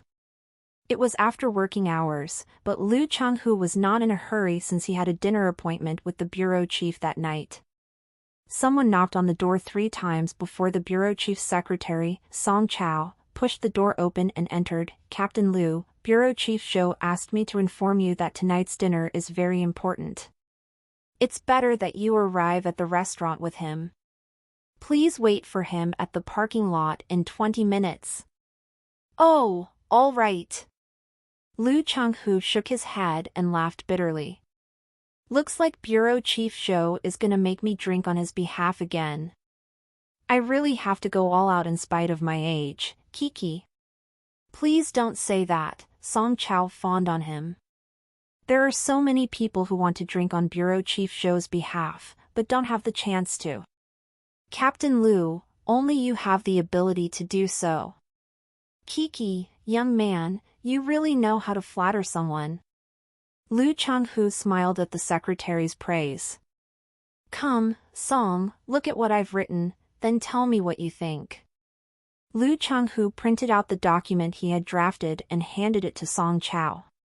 Song Chao held up the document and read, "Transfer Zhao Yu to the mailroom for a period of 2 years." He only managed to read one line before asking in shock, "Captain Lu, are you transferring Zhao Yu?" FIDDEU up TS on NOV/E/LN.com. Kikik, what do you think, Song? How's dispatching letters and newspapers for Zhao Yu? Lu Changhu asked with a hideous grin. Oh, marvelous, marvelous. Song laughed, a key case investigation unit agent reduced to sending newspapers? This idea, it's really too much, oh no, too marvelous. But I heard that Zhao Yu has not made any mistakes, and that he even received some rewards a little while ago. Is it appropriate to transfer him so abruptly? Don't worry. Lu Changhu shook his head and laughed. He's already in the cold case department. I'll give him another half a month at most, then I can get rid of him completely justified. He dared go against me, and now he'll see how I'm gonna fix him. Exactly, this fella should have opened his eyes wider. Song chimed in, a newbie who just turned full-time doesn't know the rules. He's supercilious and arrogant, just like a madman. Bureau Chief Zhou has always disliked him, so he will be glad to see what you're doing, Kikik. Precisely, Lu Changhu said. I've been working for so many years and I've never met any officer as disrespectful and shameless as Zhao Yu. Having that kind of person on our key case investigation unit, or even on the police force, is simply a disgrace. Yes, we definitely cannot keep him. Get him to go send newspapers. Kikik, Song continued to agree with Lu Changhu's devious plan. Just as the two were laughing over their plot, the phone in Lu Changhu's office suddenly rang. Oh. Could it be that the bureau chief is rushing us? Song hinted for Lu Changhu to quickly pick up the call. Lu Changhu did not dare to waste time and picked up the phone at once. However, shortly after listening to the phone, Lu Changhu's expression suddenly froze, and his face turned pale and ghastly. Oh, I got it. I know what to do, I'll make arrangements. Yes, right, Lu Changhu stammered and made a few casual remarks before hanging up the phone weakly. What happened, Captain Lu?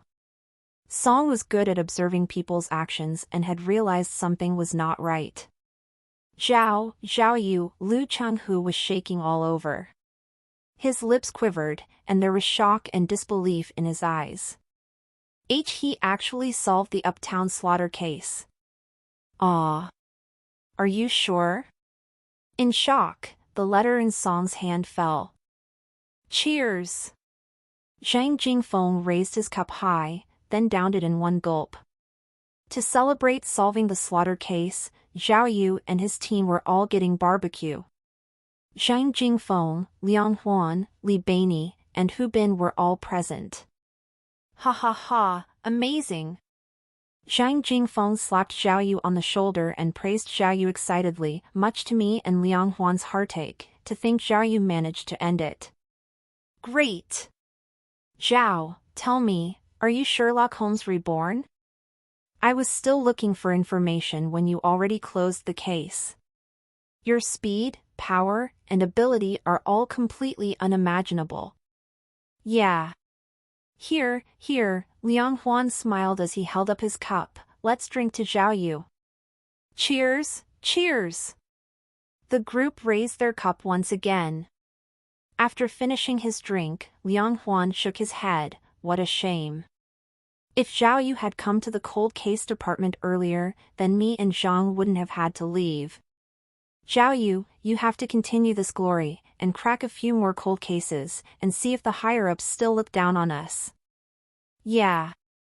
Zhang Jingfeng grinned. I really wanted to know what happened when Lu Changhu heard that Zhao Yu cracked the case. What did he look like? His face must have been unbelievable, right? Ha ha ha, I want to laugh just imagining it. The crowd laughed along. You, Hu Bin laughed, then turned to Zhao Yu seriously. I still don't understand. You didn't have any actual evidence, so how did you get the culprit to admit to the crime? Is he stupid? Zhao Yu smiled gently. Due to the rather questionable method that he and Niaoying had used, the two had reached an agreement to stay quiet about what had happened in the interrogation room, but he still humored Hu Bin's question. We used psychological warfare. Actually, the culprit already wanted to confess, so we didn't have to do much before he confessed everything. Oh, even though Hu Bin nodded, he still did not quite believe it. Murder exchange case.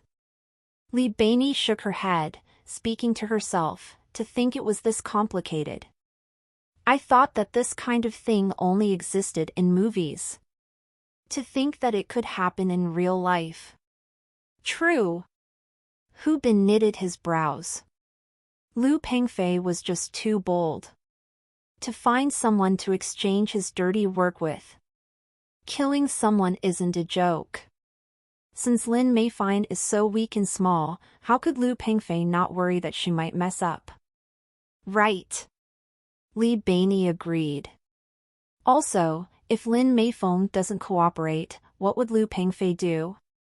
Isn't that just giving Lin Meifei a get-out-of-jail-free card? Not really. Zhang Jingfeng chimed in. Didn't they write an agreement to murder together? If Lin Meifei didn't kill Lu Pengfei's wife, then Lu Pengfei could just say that Lin Meifei agreed to, and take her down with him. Wrong. Li Beini refuted. If you killed someone, and no one suspects you, why would you go confess yourself? Look, Lu Pengfei definitely has some other dirt on Lin Meifei. Hearing his team discuss the case, Zhao Yu did not participate, but drank by himself. Huh? Weird? Li Beini noticed Zhao Yu's irregular behavior and nudged him, then asked, Senior, what's wrong? Why are you so down? This isn't like you. If you were feeling well, you would probably have your nose in the air right now, right? Right, I noticed that too. It's too quiet. Hu Bin agreed. Are you worried about something else? Tell us. Something about woman? Also, that tiger woman. Get away, Zhao Yu grabbed some meat as he spoke. I'm still thinking about what to do with my 60,000 yuan. TCH. Li Beini breathed in and spoke in disdain. All you think about is money. No, not just money. Zhao Yu continued seriously. I was also thinking about what to say once I get the end-of-year Excellent Police Officer Award. Pfft, Li Beini looked at him with even more disdain. Ha! Of course! Zhang Jingfeng only laughed. It's been less than a month and you have already solved 3 major cases. The Excellent Police Officer Award definitely belongs to you. If they give it to someone else, then those higher-ups must be blind. All of us. Zhao Yu raised his wine glass again, yelling, Don't worry, guys, I am very loyal to my friends. If I get a promotion and get rich, I'll definitely take care of everyone. Beini, in the slaughter case report, make sure to put everyone in, and make it as important and as exaggerated as you can. Everyone worked hard to crack this case, after all. Great! Good friend! Zhang Jingfeng clapped his hands happily, and was the first to stand and cheer with Zhao Yu. Everyone else stood up too, downing their drinks in one shot. By the time Zhao Yu returned home, it was already nearly dawn. The sound of the system completion rang as he opened his door. This time, Zhao Yu's completion rate was 90%, and he had obtained 3 amazing items. HR had obtained 3 invisible surveillance cameras. True to its name, the invisible surveillance camera was godly for eavesdropping. With this item, he could see all sort of things without being noticed, in the bathhouse? Or in Yao Jia's bathroom? Or on some famous celebrity? The amazing miracle system. The godly Genkan hexagram. I love you so much. Zhao Yu thought gleefully. Zhao Yu pulled out his notepad and started jotting down notes out of habit. The Gen hexagram represented work, which he had managed to complete spectacularly that day. Even though he had had a conflict at Rongyang branch office, knowing that he had cracked the case was truly satisfying. As for the Qin hexagram representing woman, Zhao Yu felt that Qin more or less represented Miaoying. She was the only woman he had talked with that day. Thinking about team leader Miao, Zhao Yu could not help but focus his attention on the case once again. Miaoying had sent the information late that night. She told him the details regarding the murder exchange case, which she had already reported to the higher-ups, and she had also alerted Rongyang branch office of Zhao Yu's contribution. Starting tomorrow, Zhao Yu could officially take part in the investigation of Jian Wenli's murder. Miaoying also told Zhao Yu that Lin Meifeng had been successfully apprehended. Unexpectedly, when the police officers told her why they were arresting her, Lin Meifeng quickly confessed. Her confession matched the details of Jian Wenli's murder perfectly. It seemed like she had been ready to confess a long time ago. At the moment, the police were still interrogating her, but by the next morning, the entire case would be finished. Lying in bed, Zhao Yu exhaled. Regarding the slaughter case, he had guessed the beginning and the end correctly, but not the process. Normally, he would have felt proud and relaxed since he had solved such a big case. But at the moment, he felt even worse than after he had solved the lost hand case. There was something still unresolved in his heart. Zhao Yu knew that it was because of Lin Meifeng. He honestly had not wanted Lin Meifeng to have turned out as the murderer. This poor woman was already pitiful, but she had finally found happiness. Why was reality so cruel? The backstory of the exchange murder case was even more complicated than the lost hand cases. It was all so confusing for Zhao Yu. What's wrong with me? Why did he suddenly care so much about other people's feelings? Lin Meifeng's fate has nothing to do with me, but why am I sad for her? He asked himself. Zhao Yu looked at his own hands in shock. He started to suspect that his personality was beginning to mix with the Zhao Yu of this world. Did he have feelings now? Or could it be some change was happening to him? Zhao Yu had a drop too much and started to feel dizzy. Nonetheless, as midnight had passed, he lit up a cigarette and did another calculation. After some intense coughing, the system revealed that Zhao Yu had gotten a Kanjin hexagram for the day. The explanation was water and thunder. Thunder hidden within water, equal in strength, indistinguishable by sound and shape, the man shall not be deceived. It was still impossible to decipher the obscure hexagram explanation, but the Kanjin hexagram had previously appeared before. Zhao Yu clearly remembered that on the day of his training, thunder appeared. He wondered if there was any difference between the two thunders? Up until this point, Zhao Yu had yet to figure out what Jin represented. He could use this opportunity to study it carefully. Vist and Velben.cm for new updates. As for Can, he already knew that it represented woman. Which woman would he meet? Would it be Yao Jia, whom he thought about day and night, the enemy-turned-friend, Miaoying, or some other woman? Zhao Yu sighed heavily. It had been a tough day. He decided that he should get some sleep before anything else. Just as he lied down, his phone suddenly beeped. It was a WeChat message, and surprisingly, it was from Miaoying. It's already so late. Why did Miao Feng send me a message?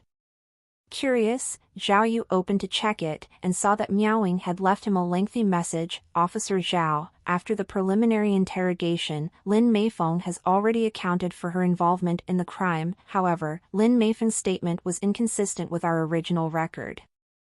I feel that there's more to this than what meets the eye. If you have time tomorrow, I hope you can make a trip to our branch. What? The statement was inconsistent with the record? What do you mean? Feeling his head aching, Zhao Yu asked, where's the inconsistency? About 10 seconds later, Miaoying replied with a voice message. Lin Meifeng said that she used a knife and stabbed Jian Wenli to death, but the autopsy report clearly showed that Jian Wenli died from asphyxiation. Ah. How did this happen? Zhao Yu froze for a moment and became more awake. Miaoying followed with another voice message. Lin Meifeng has already pleaded guilty. She has no reason to make up stories, so I feel that there must be something hidden regarding Jian Wenli's case, so I had to inform you. Zhao Yu frowned and kept cursing. He was wondering why there was an inconsistency in Lin Meifeng's statement. While pondering, a thought sprung up and made Zhao Yu suddenly sit up straight. Oh, don't tell me, Jian Wenli was not killed by Lin Meifeng?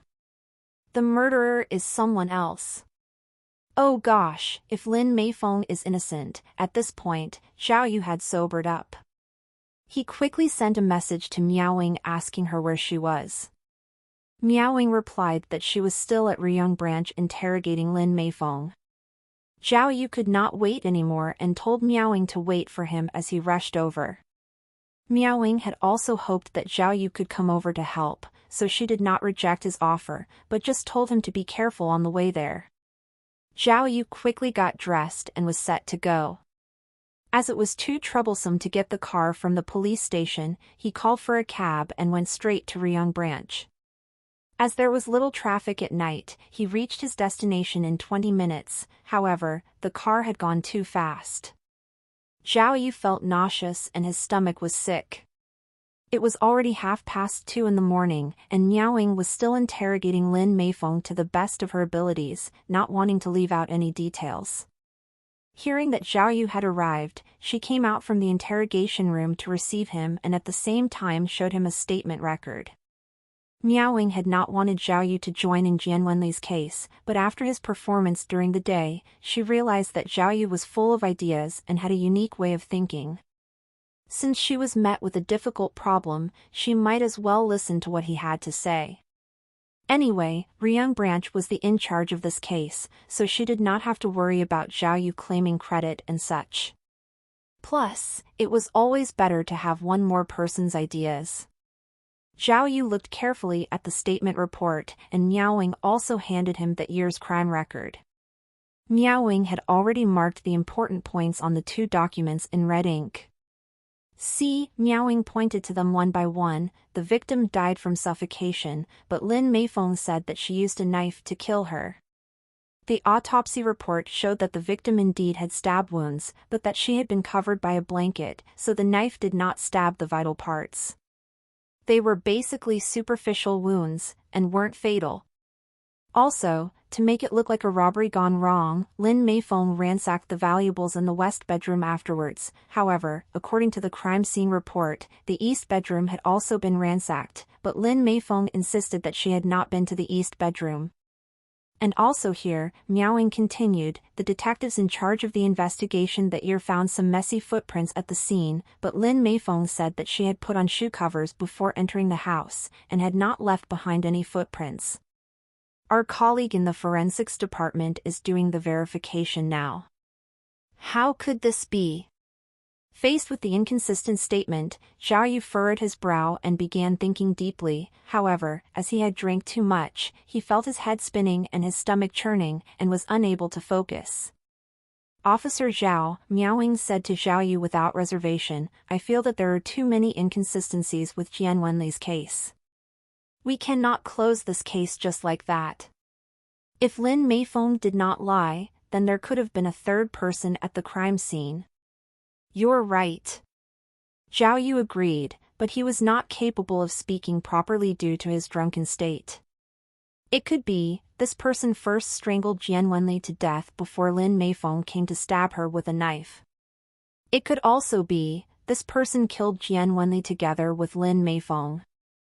It's also possible that Lin Meifeng stabbed Jian Wenli a few times and left the scene thinking that Jian Wenli was already dead. But Jian Wenli had not died, and it was this mysterious third person. Zhao Yu looked at Miao Ying with blurry eyes, and the churning in his stomach got worse. No! Miao Ying was already in her own thoughts, and she quickly negated some of the previous speculations. If Lin Meifeng has the intention to protect this third person, then she would have taken the rap all by herself, and there would not be any inconsistency in the statement. That means, there was no connection between Lin Meifeng and this mysterious third person. They probably did not see each other at the crime scene, Officer Zhao, I think. While Miao Ying was talking, Zhao Yu had leaned to one side and kept pressing on his chest. Once Miao Ying called out his name, Zhao Yu turned around and faced Miao Ying. It could be heaven playing with him, or perhaps his misfortune still lingered, but the moment he turned around, he felt sick and nauseous. Unable to endure anymore, he vomited on Miao Ying. In the hallway outside the interrogation room, Zhao Yu was once again terrified. There had been no conflict, and Miao Ying was only thinking about the case wholeheartedly at the time. Facing Zhao Yu, she had no way to dodge his vomit. Even though she jumped to the side as fast as she could, her pants were still stained quite badly. The air was suddenly filled with the smell of puke. Almost like Super Saiyan, Miao Ying's entire body looked as if it had been set ablaze. Her mushroom hairstyle looked like it was about to explode. When her anger reached its peak, she kicked Zhao Yu right in the chest. When Zhao Yu flew back, not only was he flying, but he even looked as if he was swimming through the air. Even his tongue was flying out, boom. Zhao Yu landed heavily on the ground. He had thrown up everything he could, and there was only blood left. He immediately slumped against the floor, unable to move. Zhao Yu! Miao Ying leaped through the air, crazy with anger as she yelled, You, what are you doing? Ah, after she finished yelling, Miao Ying immediately left to find new clothing. In that moment, the surrounding investigators could not even move. They had been part of the police force for so long, but they had never seen such a daring move. Usually, they did not even dare to talk loudly to Miao Ying, but now there was someone who had straight up puked on her. This boldness, this daring, could only be described as unprecedented. They were seriously wondering, Zhao Yu, is he a masochist or suicidal? But the people were still kind-hearted. The investigators saw Zhao Yu unmoving on the floor for a long time and feared that Miao Ying killed him with the kick. They crowded around him to examine him. There were even people sticking their fingers out, wanting to poke at Zhao Yu to see if he was still alive. But before a finger reached Zhao Yu, he suddenly sat up and yelled at the top of his lungs, Oh! I got it! I got it! Ah! Holy! Zhao Yu's roaring scared everyone, and they all backed up. Some slammed into the wall, some stumbled on the ground. The most unfortunate of them fell onto the ground and realized they had fallen into Zhao Yu's puke. The hallway was suddenly filled with commotion. There was surprised yelling, agonizing wailing, even some angry cursing. I got it! Yet Zhao Yu stood up. His eyes bulged as he yelled, I know who the third party is. I know who killed Jian Wenli. Hey! Zhao Yu clutched one of the investigators' collar and asked in a hurry, Quick, quick, get me Lu Pengfei. I have an important question to ask him. The truth is coming out. Muahaha. The poor investigator was already stunned. Obviously, he would not argue with someone who had dared to mess with Miao Renfeng. He immediately nodded at Zhao Yu, then went to get Lu Pengfei. Zhao Yu coughed dryly and could not contain his thirst. He turned and saw the water fountain. Rather than getting a cup, he turned his head and put his mouth directly on the water outlet as he drank vigorously. Top VL updates on n/o/v/lb/in.com. After drinking the water, Zhao Yu felt very refreshed.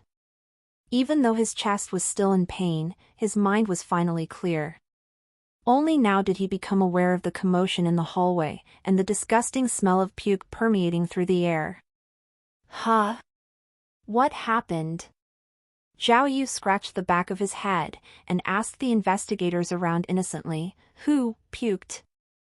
God, the investigators all fell on the ground in exasperation. A few minutes later, the investigator took Lu Pengfei to the interrogation room. Just as they arrived at the door, Zhao Yu rushed forward and hit Lu Pengfei's head, then pushed the man into the room. Bam! Zhao Yu pushed down hard on Lu Pengfei's head. The investigators around wanted to stop him, but were simply too intimidated to move. Ow, ow, Lu Pengfei was a little stunned. Why was this demon officer so excited? Lu Pengfei, Lu Pengfei. Zhao Yu roared, even now, you dare not to tell the truth? Tell me, you killed your wife, Jian Wenli, right? Zhao Yu's words made the investigators around even less inclined to stop him. They all simply let go and let Zhao Yu do as he pleased. Officer, you, what do you mean? Lu Pengfei yelled in pain, didn't I already confess? My wife was killed by Lin Meifeng. We exchanged, ow, Zhao Yu was very strong, and Lu Pengfei could barely speak. Humph. Lu Pengfei, you won't admit it until the very end, I see. Zhao Yu roared, planning murder and committing murder are both serious crimes. You should confess as early as you can. I really told you everything. Lu Pengfei yelled out innocently. Did you really? Zhao Yu flipped Lu Pengfei around, pressing the other side of the man's cheek against the table, then, let me fill in the rest for you. On the day you planned for Lin Meifeng to kill your wife, you felt very anxious. Why? Because you realized there was a huge problem. Lin Meifeng was too weak. You were worried that she couldn't kill your wife properly, so, you came home earlier and strangled your wife. By the time Lin Meifeng arrived, your wife was already dead. What? What? No, Lu Pengfei tried to defend himself, but was pressed down again by Zhao Yu. Don't think I don't know. Even though you had an alibi that you were working overtime in Sanliton's clothing shop, the shop was very close to your house. You had plenty of time to slip back home, commit the murder, then go back. This way, Lin Meifeng would think she actually killed Jian Wenli. This way, your murder exchange would be even, and you wouldn't have to worry about Lin Meifeng selling you out, right? All of Zhao Yu's reasoning had come from his teammates' suspicions and guesses when they had eaten barbecue. Hu Bin felt that Lin Meifeng was too slender and would not be an effective murderer. Li Baini felt that Lu Pengfei might worry about Lin Meifeng's lack of cooperation and try to force her in other ways. Based off of this, Zhao Yu reasoned that the mysterious third person was just Lu Pengfei. He had plenty of reason, motive, and opportunity to do such a thing. Officer, I've already confessed everything. I killed you, Zhigan, but I honestly didn't kill my wife. It really was Lin Meifeng. Oh, Lu Pengfei raised his voice in defense, but his speech was slurred as Zhao Yu pressed down on him. Stop! With a bell-like roar, Miaowing suddenly appeared in the interrogation room. She pushed Zhao Yu away, yelling out, Zhao Yu, this is Rongyang branch. You can't just do as you please. Lu Pengfei's face was beet red, and he coughed violently. A few smart investigators immediately moved forward and cuffed him to the interrogation chair.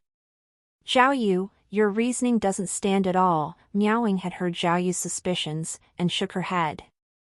Lu Pengfei had a perfect alibi.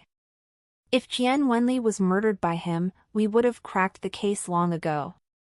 The surveillance cameras in the clothing factory and the workers' testimonies both confirmed that Lu Pengfei didn't leave that area the night of his wife's murder. Even though the factory was in Sanlitun, it was very far from his house. Not to mention, it was pouring that night, and the roads were muddy. There was no way he could go home, then come right back. The third party couldn't have been him. Humph. Zhao Yu huffed coldly, then suddenly remembered his magical lie detector and spoke very confidently. Fine, I'll ask him a few questions and see if the third party is him or not. Initially, when Miaoying saw Zhao Yu look confident and assured, she thought that he had come up with some creative questions. However, he only asked the simplest questions. Lu Pengfei, honestly, did you kill Jian Wenli? No. It really wasn't me. Lu Pengfei answered, mentally exhausted. After answering, the lie detector's green light lit up. Zhao Yu's face changed. He looked like a deflated balloon. Follow Yu stories at n/VELB/in.com. Holy sh*t. Lu Pengfei isn't not lying.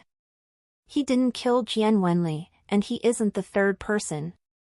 Now what? Zhao Yu pondered seriously. In order to make sure that he had not overlooked something, he quickly asked another question. Lu Pengfei, do you know who really killed Jian Wenli? Yes. Lu Pengfei nodded. It was Lin Meifeng.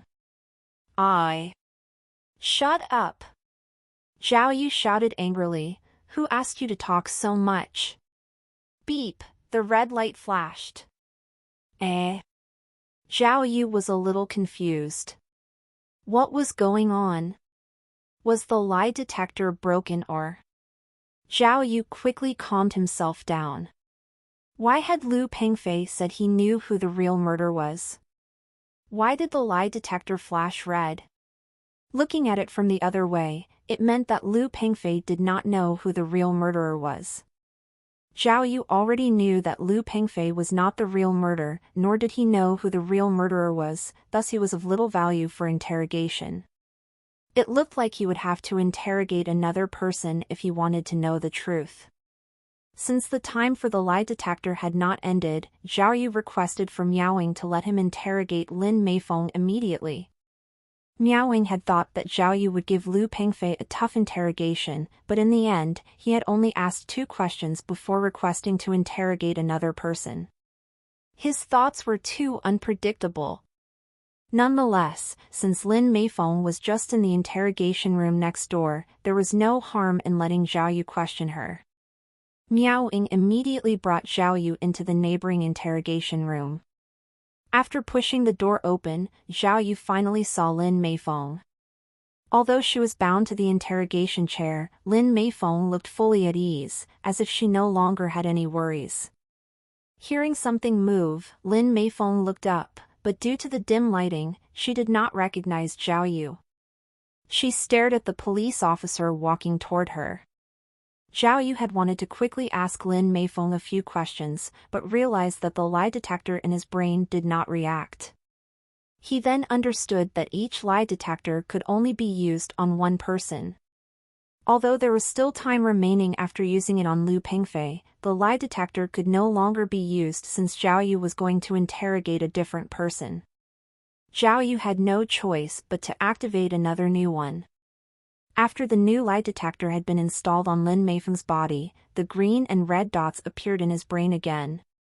Lin Meifeng, Zhao Yu did not have time to chit-chat and quickly said to Lin Meifeng, I'm gonna ask you a few questions now. You only need to answer yes or no. These questions are critical, so you have to answer them carefully, understand? Lin Meifeng nodded her head softly as she had nothing to hide by this point. Good. Zhao Yu asked the main question straight away. Did you kill someone? Yes. Lin Meifeng admitted frankly. However, something happened that shocked Zhao Yu happened. The red light on the lie detector blinked. Ah. Zhao Yu was startled. What happened just then? Had she lied? Did you kill Jian Wenli? Zhao Yu continued. Yes. Beep, the red light lit up again. This time, Zhao Yu was unable to remain calm. It looked like Jian Wenli had not been killed by Lin Meifeng. But, why would she say that then? Could it be that she wanted to protect the real murderer? To find the real answer, Zhao Yu gave it a thought before asking, did you use a knife to stab Jian Wenli? Yes. Lin Meifeng admitted. The green light lit up. Then, you stabbed her to death with the knife? Yes. Beep, red light. You strangled her to death? No. The green light lit up. Zhao Yu racked his brain and organized his words before asking again, do you know who is the real murderer who killed Jian Wenli? I don't understand, isn't it me? Lin Meifeng started to get confused. She did not understand why the police officer in front of her would ask such lousy questions. You only need to answer yes or no, Zhao Yu requested. Yes. The red light lit up. Now Zhao Yu was also confused. From the results of the lie detector, it was clear that Lin Meifeng did not kill Jian Wenli, but had only stabbed and injured her. Yet, she did not know who the real murderer was either. Did this make sense? This lie detector. Zhao Yu thought hard about it and suddenly understood something. Oh my goodness!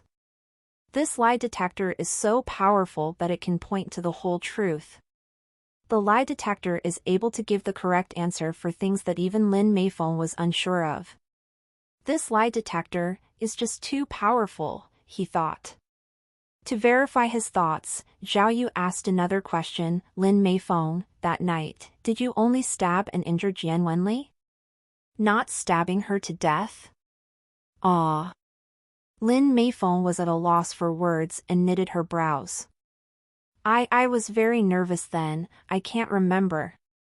I only felt that she was motionless when I stabbed her. So I thought that she was dead. Since Lin Meifeng had not answered according yes or no, the lie detector did not show any result. Zhao Yu quickly reminded her, it's okay, just pick an answer, yes or no, show us one. Hearing this, Miao Ying, who was standing beside them, was baffled. She had no idea what Zhao Yu was up to. Yes. Lin Meifeng had no inhibitions and quickly chose an answer. The green light lit up. Oh, Zhao Yu pondered. It seemed that the autopsy report was accurate.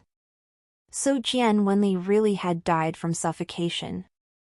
Zhao Yu quickly asked again, tell me, when you stabbed Jian Wenli with a knife, was Jian Wenli already dead? Were you stabbing a dead body? Ah.